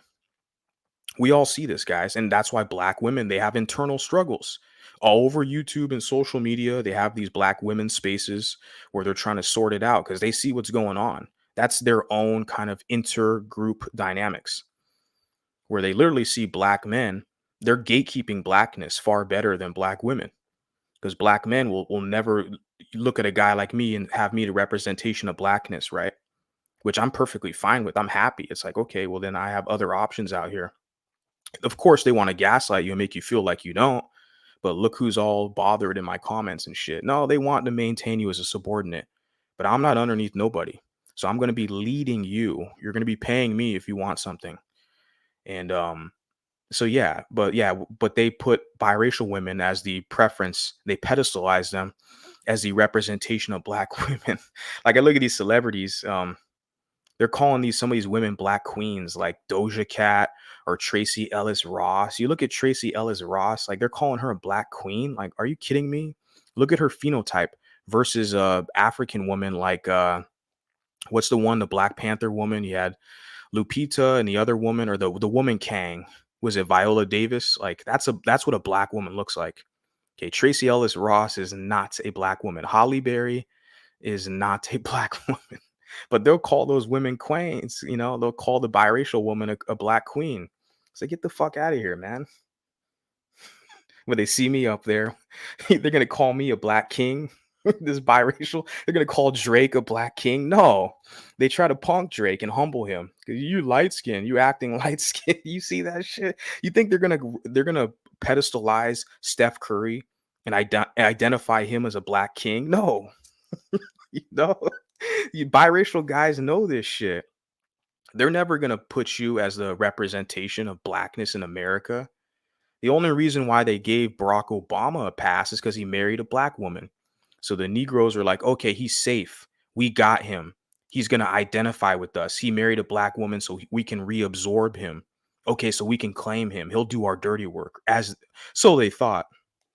He kind of tried to help him out. He did that my brother's keeper thing, right? Once you with black supremacy, once they're done with you, they break their tools. So once Barack Obama was done being president, he would, then they throw him under the bus and say how bad he was. All the same blacks, they're going to vote for Trump now, right? The complete opposite, right? So once they're done with the mulattoes, then they throw you under the bus. Yeah. Hey, shout out to you for your comment, DC. And pro blacks love white women. Yeah. Yeah, it's common knowledge at this point, right? They even had jokes about that in back when I was a child, a popular movie that I still like today. It was called Drinking Your Juice in South Central, or no, Don't Be a Menace While Drinking Your Juice in South Central. You guys remember that? It's like a parody movie for the Hood. It's like the Hood parody movie. I'm trying to find if I could pull up this clip right now. Just to show you guys. I think it's kind of funny. I could play that. Because there's like in the movie, I'm saying because there was the most pro-black guy in the movie.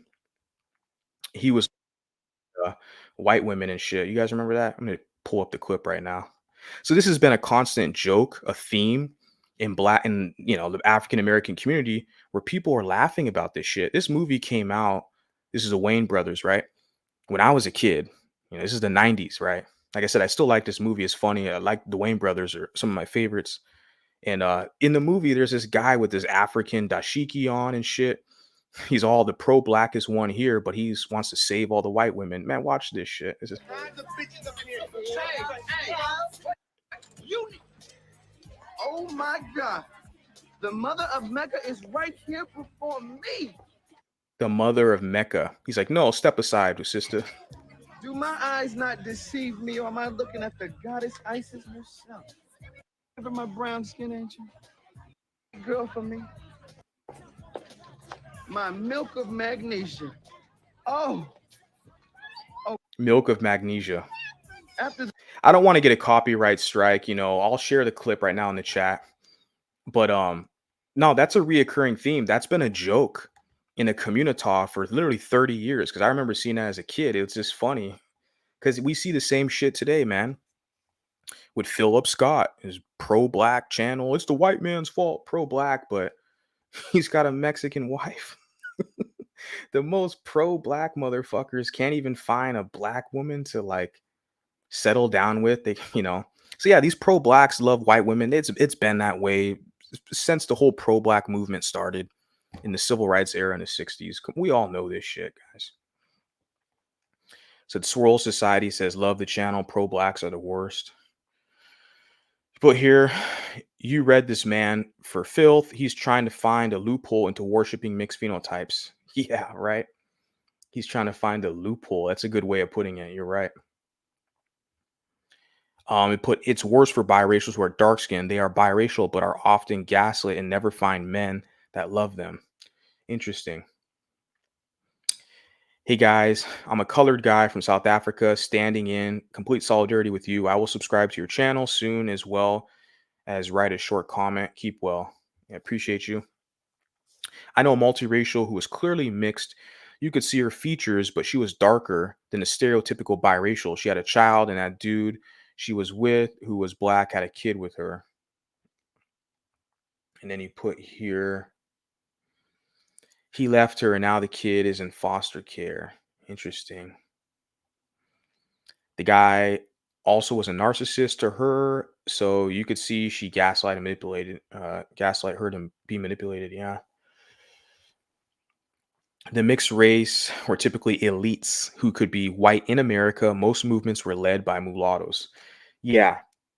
Yeah, like the Freeman Bureau, and even the funding of the Freeman Bureau was for a lot of these universities, right? The historically black college universities like Booker T. Washington and many others. And at that time, you had W.E.B. Du Bois with his society and stuff like that. So yeah, for sure. And the whole premise of these HBCUs were to basically be educational institutions to kind of serve the mulatto population for a lot of the Union soldiers after the Civil War.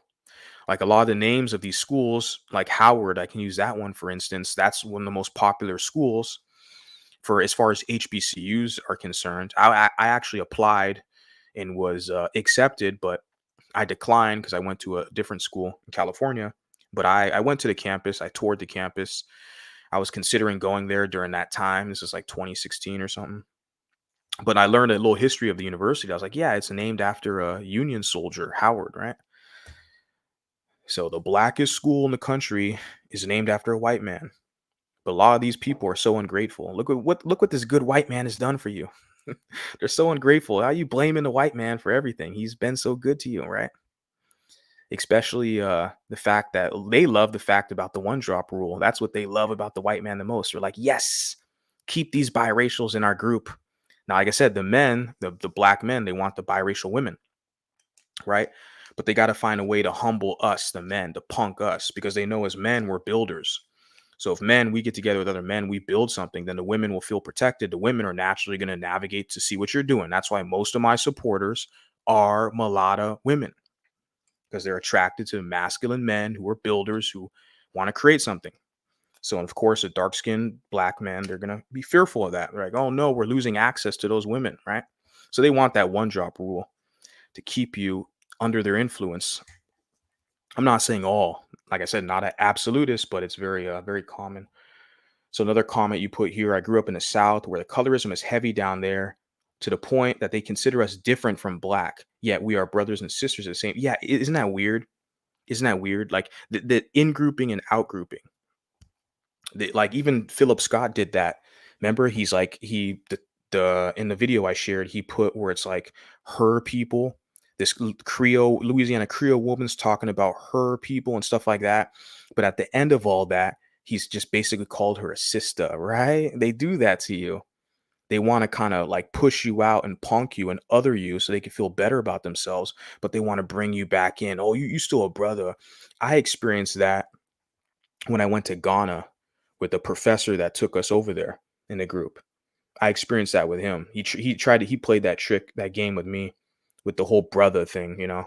That's when I woke up and realized what was going on, that the population, in this country, United States of America, that mulattoes are their own group. A lot of them just haven't figured it out yet because they feel like they don't have another option. Okay, because a lot we see strategically how the society has used efforts to destabilize us, removing us from the census, destabilizing our communities in a lot of different methods they've done. And so yeah, I realized that I seen that method back then where this guy was like trying to outgroup me, but then call me a brother at the same time. I was like, what kind of weird shit is that? And I'm the confused one, right? Called Free People of Color. Yeah. The blacks know biracial are a level head of them in a racial category. Yeah, they want your European genes. If you're a mulatto, right? That's what they want from you. Then now the like I mentioned this, the black men, they want the mulatto men to be their subordinates or their foot soldiers for white acceptance because they don't give a shit about white supremacy and they can't care anyways. I mean, they're not going to do anything. They're just going to cry. That's what they've been doing. That's all they're going to do. Okay. They're fixed in. They know that. Um, so, yeah. So with the men, they want the mulatto men to fight for them for white acceptance. They want to get closer to white people. So they want biracial men to break barriers like Barack Obama. Oh, he's the first biracial black president. If he's up there, then a black man can do it too. See, that's what they want from you. They want you to make them more palatable in the white society. Right. So they want the men to do all the work, the biracial men to do all the work. They want the biracial men to be foot soldiers for blacks, but then they want sexual access to the women. Okay. We know, like I said, this is going to be a constant theme. We know this. I'm just trying to get other people to kind of recognize the reality of the situation. But yeah, they need us in that, you say, the level ahead in a racial category. They need us to step on us so they can get closer to their white massa, right?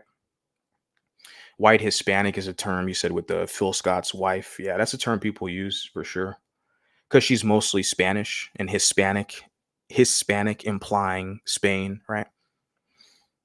For sure. Or my favorite, you only accept your white side. Yeah. Yeah, I don't know. Yeah, it's just more gaslighting they throw at you, right? It's dark skin insecurity, inferiority to lighter skin blacks and mixed race blacks. Mixed race black. Interesting. It's pure jealousy from the darker skinned blacks. I've seen it since elementary school and to adulthood. He was narcissistic towards her. You could tell he gaslighted her to be with him because I told her, what do you call type of joke? And she said the answer that was black. Oh, you're talking about the lady that you referenced earlier. Yeah, for sure. I'd like to hear more of that. You could probably post a video about that. That'd be a good video, what you're mentioning in the comments right now. So clearly she was aware of her phenotype because I'm kind of reading the comments, kind of chopping it up. I think you could probably make a video explaining that whole scenario and it would be good content. Mulattoes are leaders of the blacks. And my whole position is we have to be the leaders of ourselves, right? And we're not going to be our own group until we are our own parents. When we are the children of other groups, they can persuade you to go this way or that way, depending on your environment, how you are enculturated and socialized. The whole thing is, if you want to keep this going, you have to be your own parents. You have to procreate with each other. Okay, have children, and you're going to be the guardians, the leaders of the group, the community. There's a lineage. There has to be that. The Creoles had that. Like I said, I think a lot of them got absorbed in the blackness. Okay, there's a lot of factors. Like I said, mulattoes historically, we've got a lot of us got absorbed. Not all of us, but there's a factors there, and so you have to do that to preserve yourself. But see, you have pro blacks who are mad because they want to use you. They want your light skin. They're like, oh, you want to be with other light skinned people. I'm dark skinned and black. I could be with other dark skinned people, but you want to be with light skin. No, you're a racist and you're a colorist, right? So they're going to gaslight you so they can use you. But like you put here, mulattoes are the leaders of blacks. We got to be our own leaders of our own, right? We don't owe them any leadership, and they need to lead themselves. Okay. But I feel like a lot of them, they like leadership from other groups, other non-black groups. We see that even all your football teams, right? You have all these like sports franchises, basketball and football.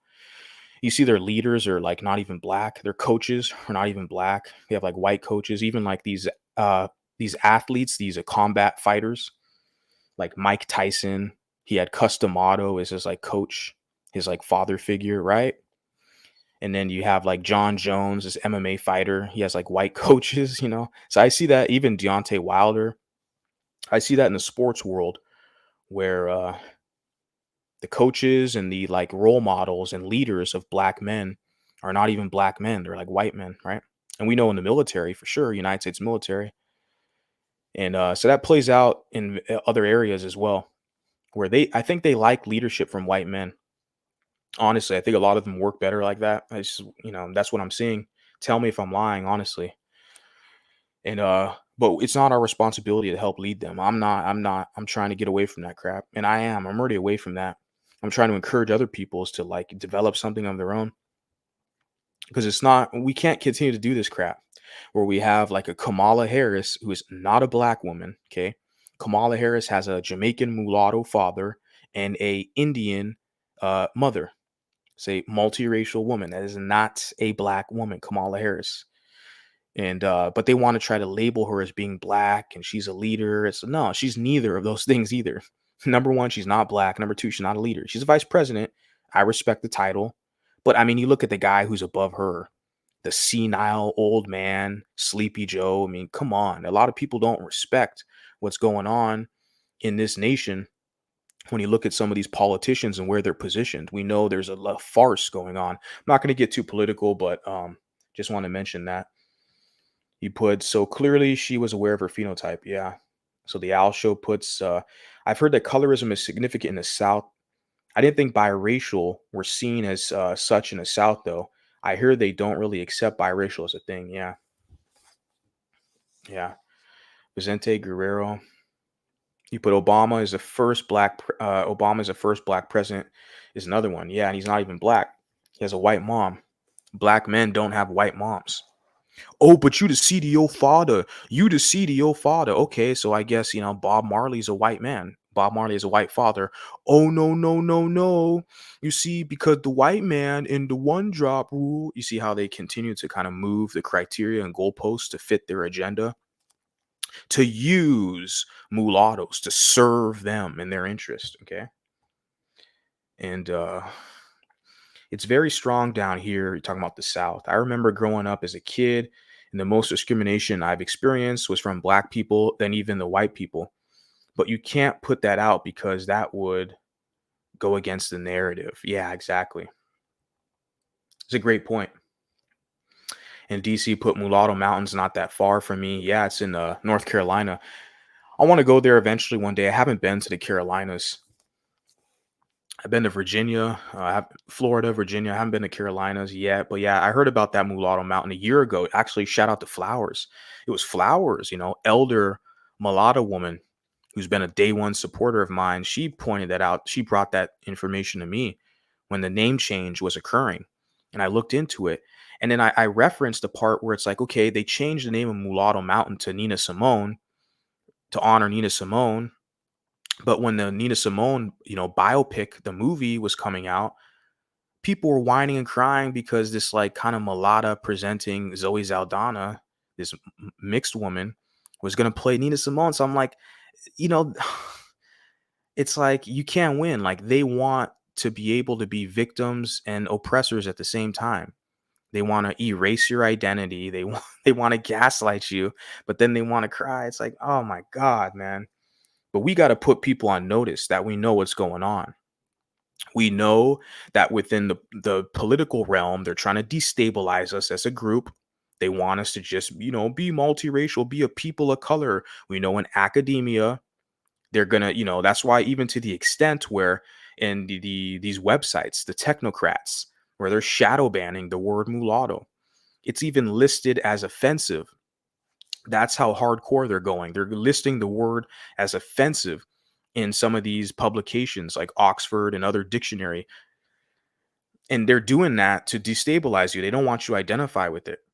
That's a method they do. And then they destroy your history. They rename Mulatto Mountain, right?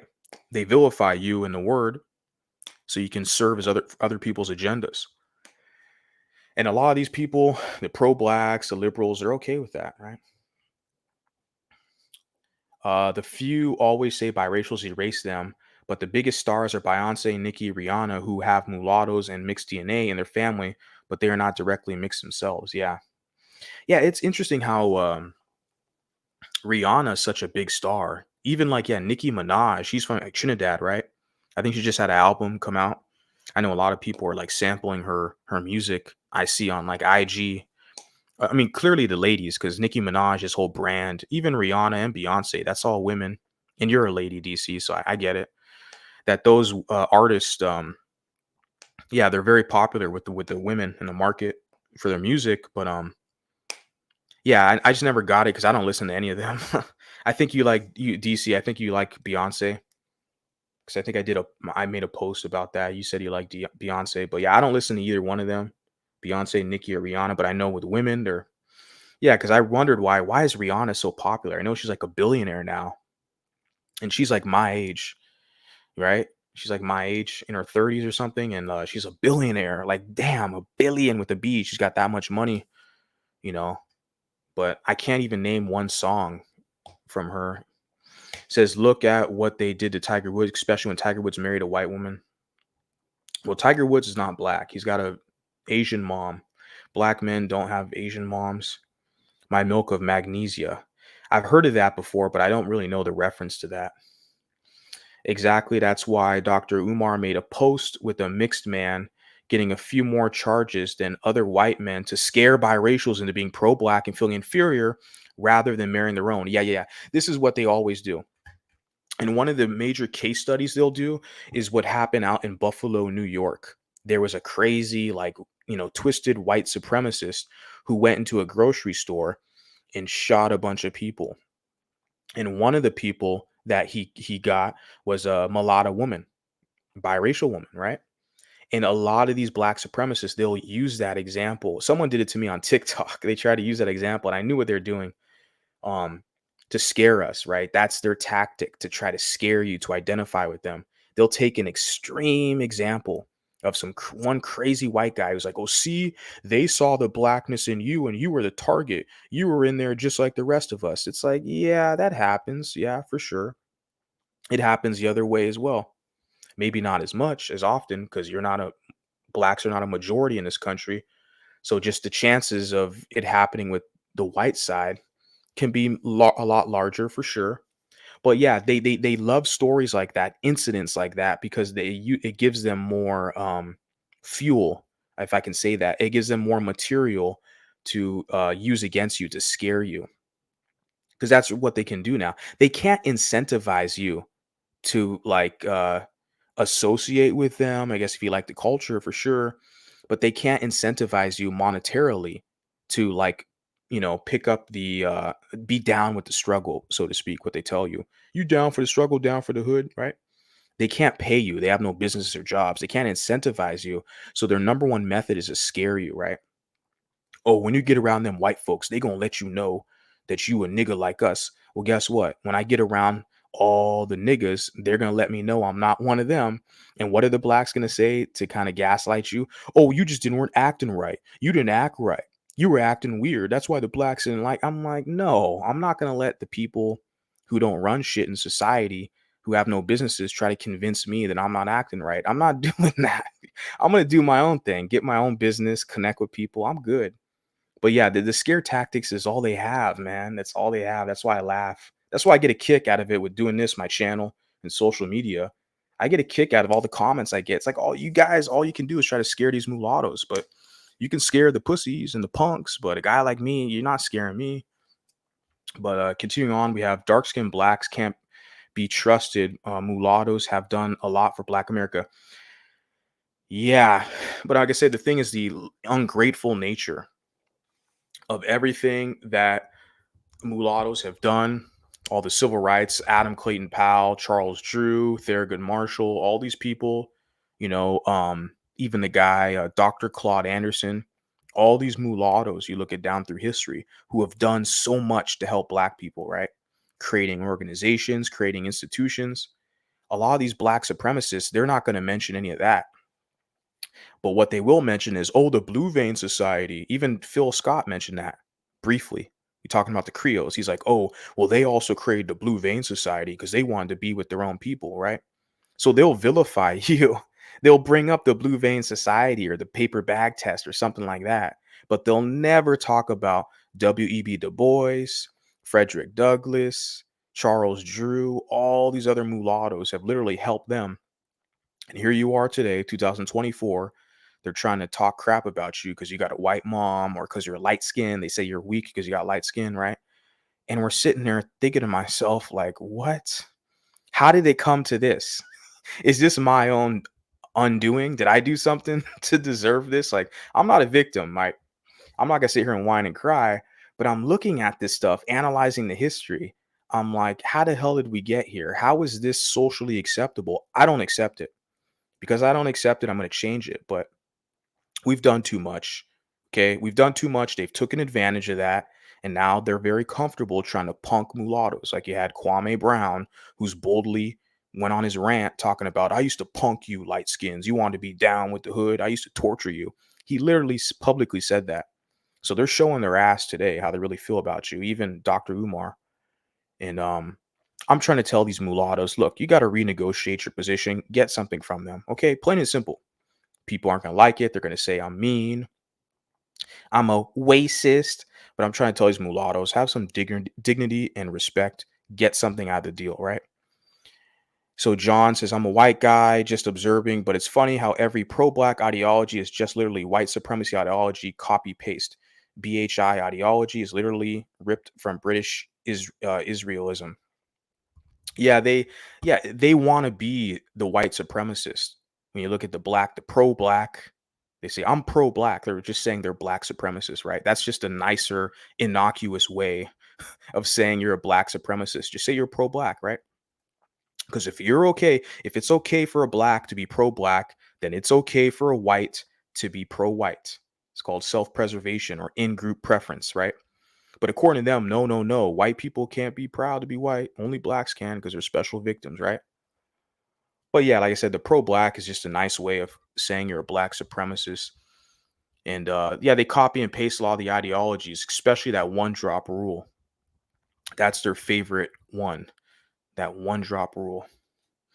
Dr. Umar posts a pic of a mulatto. Oh, I just read this. You posted it twice. You put copy paste white extremism, pseudo religious ideology. BHI is ripped from British Israelism.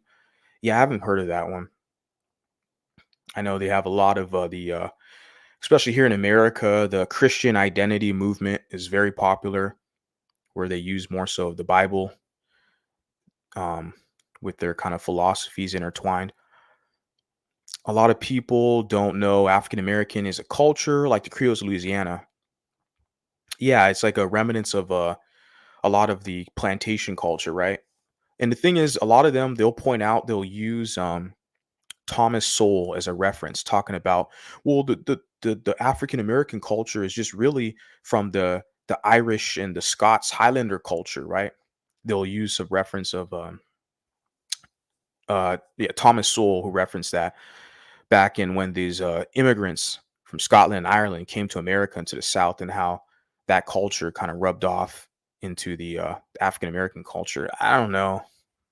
I don't know. I like to see more on that, but what I've seen from it, it's kind of doesn't stick with me. With mulatto women saying, "Is she wifey?" African Americans are mostly Anglo Americans, with Creoles are Francophone Americans.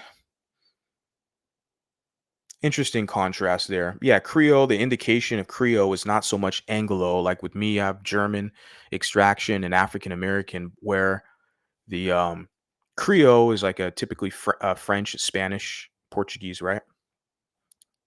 If I'm not mistaken. I don't have all the data on that, but a girl I was with who was multiracial was heavily gaslighted to be with him. Says you got it. That's exactly it. They want to absorb mixed features into the black race. Exactly. Yeah, yeah. Yeah, that's all it is, man. That's all it is. Once you see this, like, even with Phil Scott, like he can't hide it, right? He can't even hide it. That's literally what it is. He can't hide it. He's talking about the skin color. They wanted to maintain their skin color. It's like, so why do you care? You know, don't they have products on the market right now? They got mulatto soap. Literally, I can pull that up for you guys. I've done it before. They have a on the market. They have something called mulatto soap for black people to bleach and whiten their skin. I'm not fucking joking. I'm gonna share it right now with you guys so you guys can see this shit. So that's the extreme nature of trying to look like us, mimic us. You see this, guys? Do I have it on the screen here? Yeah, you guys can see that. King of Soaps, mulatto whitening soap. Mulatto soap. There's a video right here. How to make mulatto whitening soap, whitening black soap. They have it on a YouTube video. They literally have soap named after mulattoes so they can lighten their skin. Can't make this shit up. So what you say is, yeah, we all see that. Yeah, they want to absorb these European genes, okay? And that's a them problem, not a me problem. So the gaslighting is not going to work over here. I think other mixed people, they'll probably put up with it, dance around. But over here, I'm not putting up with it, right? Black Americans love white people. Yeah, that's they love white people. They love white people more than themselves. We know this, and I know people are gonna be mad at me saying that, like I'm a bad guy. But I've been around enough of these people, white and black, because I'm mixed. I know this.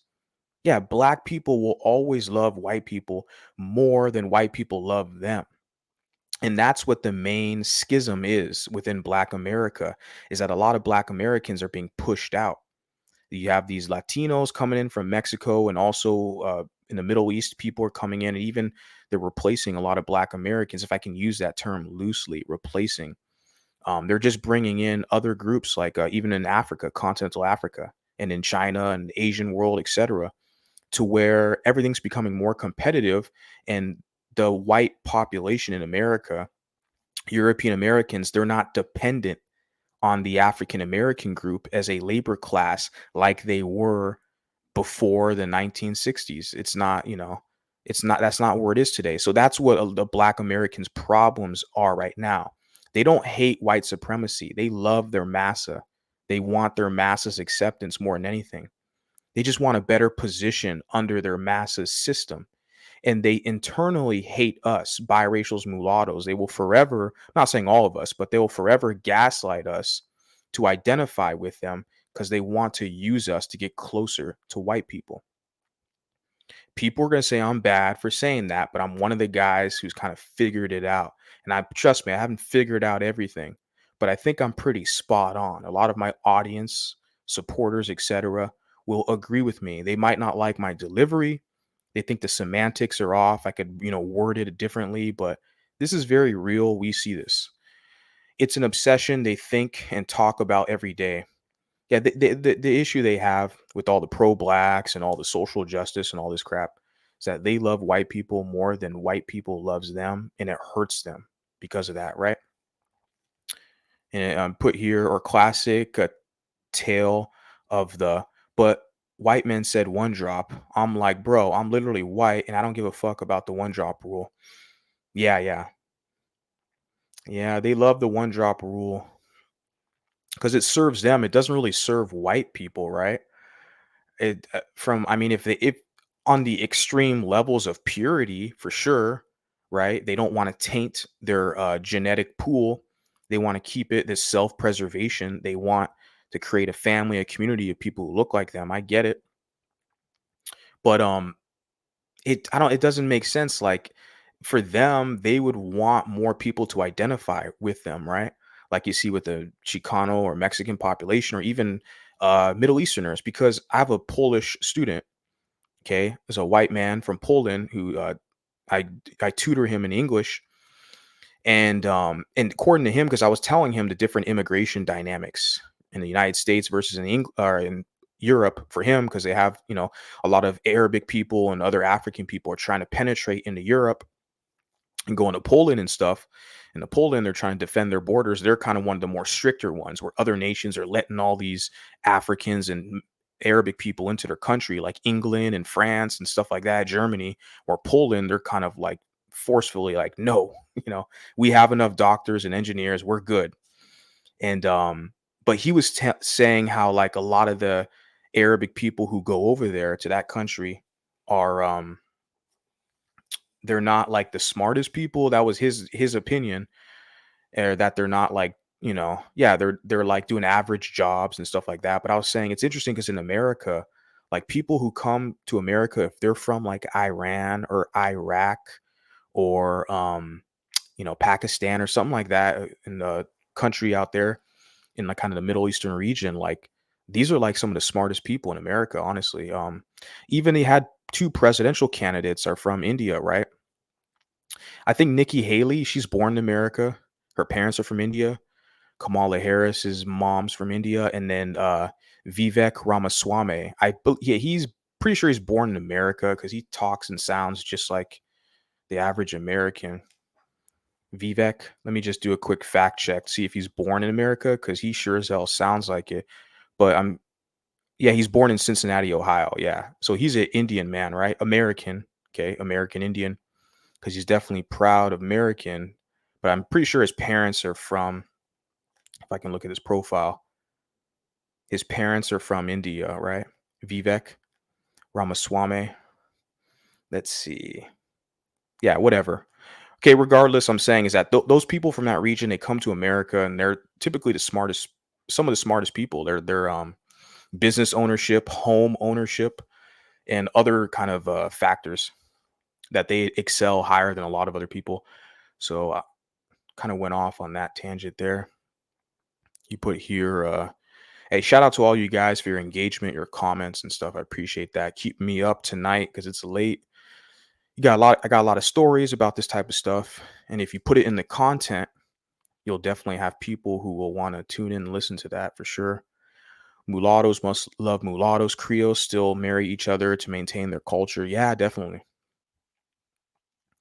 Meant mulattoes were leaders of blacks. Yeah.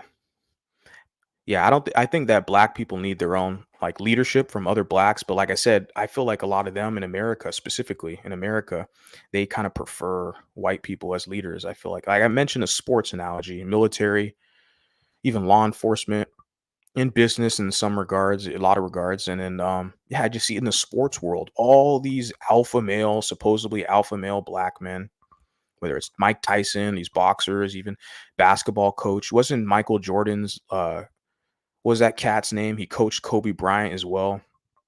Phil Jackson, is that his name? It's a white man, Phil Jackson. It was Michael Jordan's coach. And Kobe Bryant and Shaq. So I see all these black men, these so-called alphas in all the sports world, all the football teams, and yet their leader, their coach is a white man. You guys don't see this? Am I missing something here or what? So I think they really want the white male leadership. A lot of them function good like that. I'll post them. Yeah, Larry Bird, Kamala's MGM. Yeah, she's multiracial. Yeah, right. Obama, biracial. Kamala, MGM. Bob Marley's white. He's the seed of his father. So I'm going to get into a few more of these. I'm over the 2 hour mark. Appreciate you guys being here.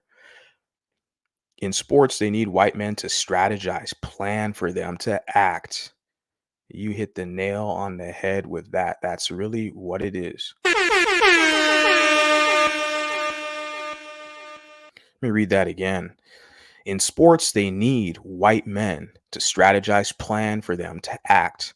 Black Americans don't know how to function independently nor happily without whites. Ooh, I mean, you said a lot there. Those are your words, not mine. I'm just a messenger. I don't want all the black racists to come in here and say, I'm a racist. They're going to say, I'm the racist. It's like, I don't want the racist to tell me that I'm the racist, you know? But yeah, it's interesting that your first statement there, where you put, where like, yeah, it's literally, we see that they need these white men to strategize and help them plan for football, for boxing, for basketball, whatever. Even like, it's funny because you look at all these like black militants, pro blacks or whatever, and you look at the technology they all have is like, it's all developed by the white man. It's like, how ungrateful. You're using the white man's technology, the white man's machinery, the white man's weapons, wearing the white man's boots who developed, you're using everything the white man's developed, bulletproof vest, but then you want to fight him, you want to hate on him and talk shit about him, and you're using all his technology. Like, give me a fucking break, man. Excuse my French. Yeah. It's why they whine when they say whites don't want them in their community. It's a kind of a catch 22. I seen a meme about this that was pretty funny because when the whites leave an area because there's too many blacks going in there, they call it white flight. But when the whites go into a community where there's a lot of blacks, they call it gentrification. So a lot of white Americans can't win dealing with a lot of blacks. I mean, I'm saying it like that because you even had a guy named Scott Adams. People all want to say he's a racist and they want to hate on Scott Adams. And I've reviewed his material, some of his stuff, his talking points, and I'm like, he was a cartoon guy. He did a cartoon sketch called Gilbert or something. And he was basically telling his audience, which I'm pretty sure is mostly white, he was telling them, look, he referenced some study. He's like, a lot of these blacks, they don't like you. So the point is to kind of not live around them so your stress levels are not high. And he it's an interesting point because I mentioned that like, yeah, when you move into their neighborhoods, if you're white, they're gonna cry, it's gentrification. But when you move the fuck away from them, they're gonna whine and cry, say it's white flight. It's like, man, you can't win. You just don't play the game. Look, I got a white mom. Okay, I identify as mulatto because it ties me to the history. And I'm sitting there like, a guy like me, man, you're not gonna win dealing with a lot of people. So don't play the game, right? Or if you're going to play the game, make sure you make the rules. So that's precisely what I'm doing over here. How would I date someone like me without it seeming weird? Like the Tyler controversy, colored. Yeah, yeah. Yeah, I want to talk more about that. I'm going to do a stream on that. Not really focused on Tyler so much, but some of the South African colored. But yeah, Tyler controversy is interesting, right? Yeah, she's not black. She identifies as colored. Just end of story, right? Biracial marry white or many mulattoes. Yeah, a lot of biracials marry white, and like I said, in this next upcoming generation, a lot of them marry Hispanic or Mexican. Is I think I see a lot of success with that. It says Dr. Umar seems to find a lot of mulatto women in his community post, but he seems to show hate. Yeah, towards a biracial man. Yeah, but he's a typical pro-black, right? You know this as well as I know this, and you're over across the pond. So you see the similar strategy being deployed, especially because social media. So we kind of with the English language, we can definitely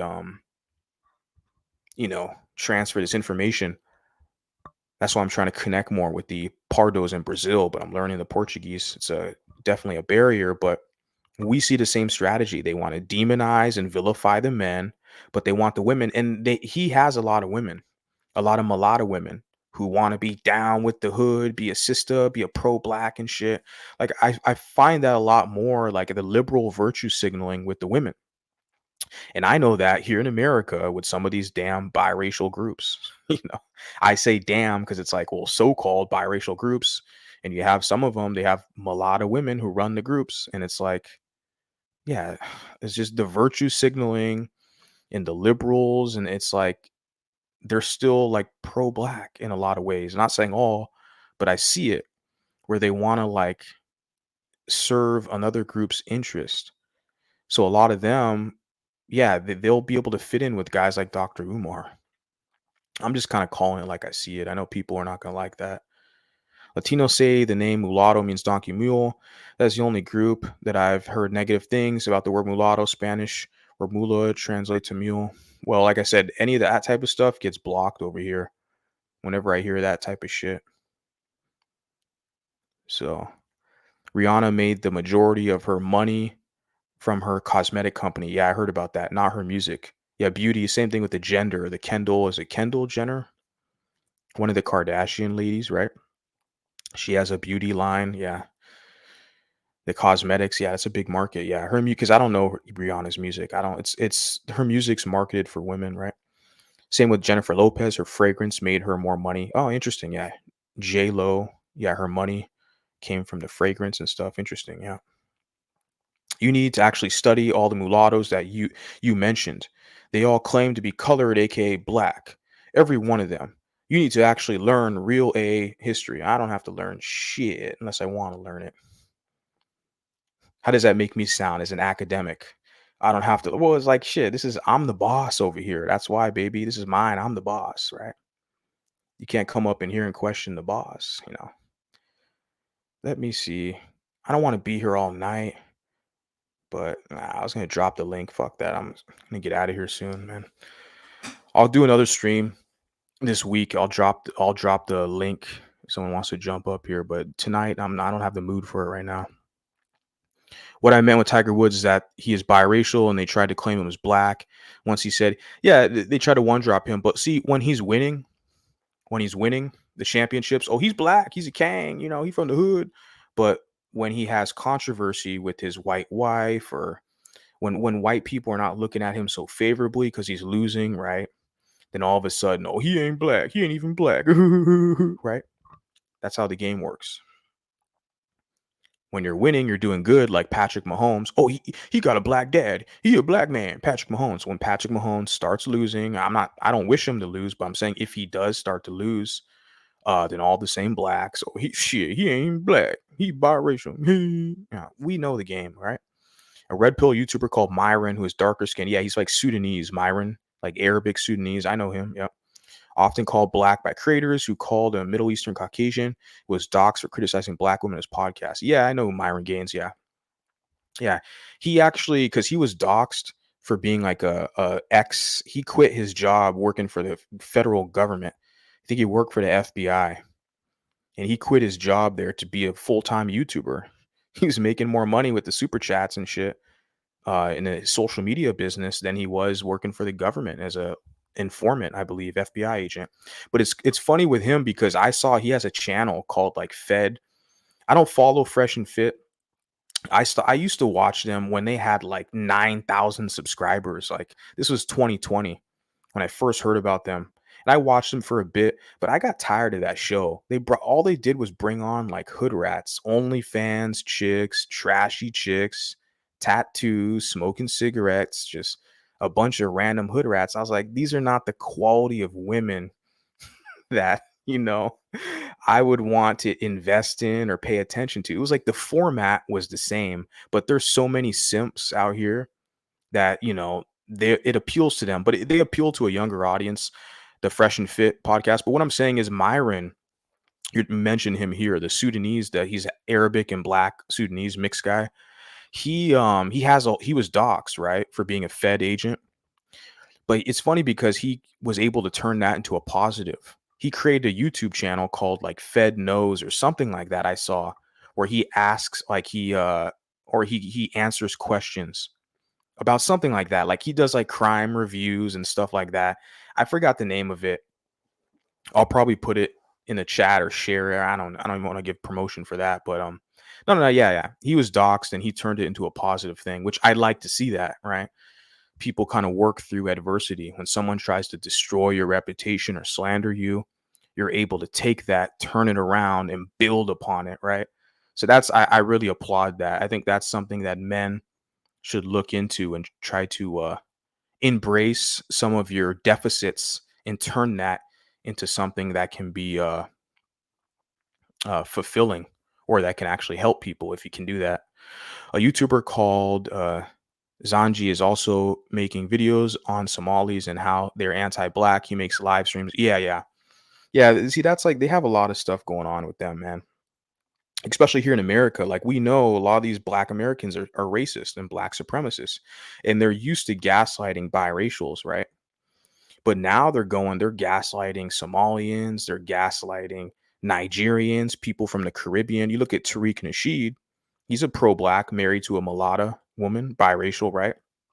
Like I said, all these pro-blacks, they want the women, but they despise the men because they're competing with the men in the sexual marketplace for women and for white acceptance, right?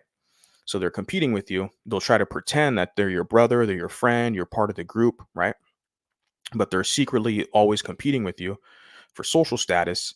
And yeah, but they're beefing it with all these other Africans. Yeah, the Niger, like I said, Tariq Nasheed, he's talking crap about Nigerians. He's talking crap about all these other groups. I'm like, you guys are not gonna have any allies out here. Damn, it's gotta suck. Oh, we all we got, right? Okay, cool. You figure it out. A lot of things keep going. Shout out to you. A YouTuber called King Richards. He's over there in the UK. Yeah, he's over where you're at. Made a video not only gaslighting a multiracial woman to being black, but made a video complaining about biracial women who don't date them. Yeah, that's what they always do. They always cry and whine. I know what he looks like. He's a dark-skinned guy, Bantu guy, King Richards. He was crying because Miss Pearly things are just. I call her Miss Pearly, like Miss Anne, because she has all these blacks working for her. It's might as well be Miss Pearly. Might as well. Shit. Yeah, just Pearly things had that dude working for her. He was a part of her operation. She fired his ass.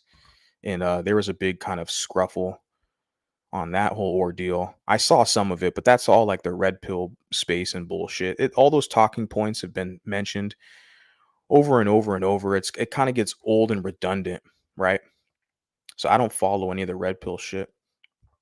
But I remember that whole scenario that happened like a year ago, if I'm not mistaken, with King Richards. Yeah. He's a dark skinned guy. Yeah, because yeah, he wants the white women, he wants the mulatto women. So yeah, he's gonna gaslight the women to identify as being black, and he's gonna get mad if they don't want to date him.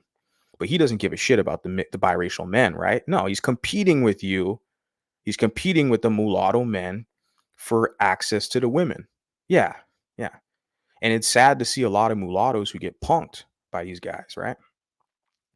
This guy even made a video saying, "Do light skins or dark skins get more girls?" You can see there's something.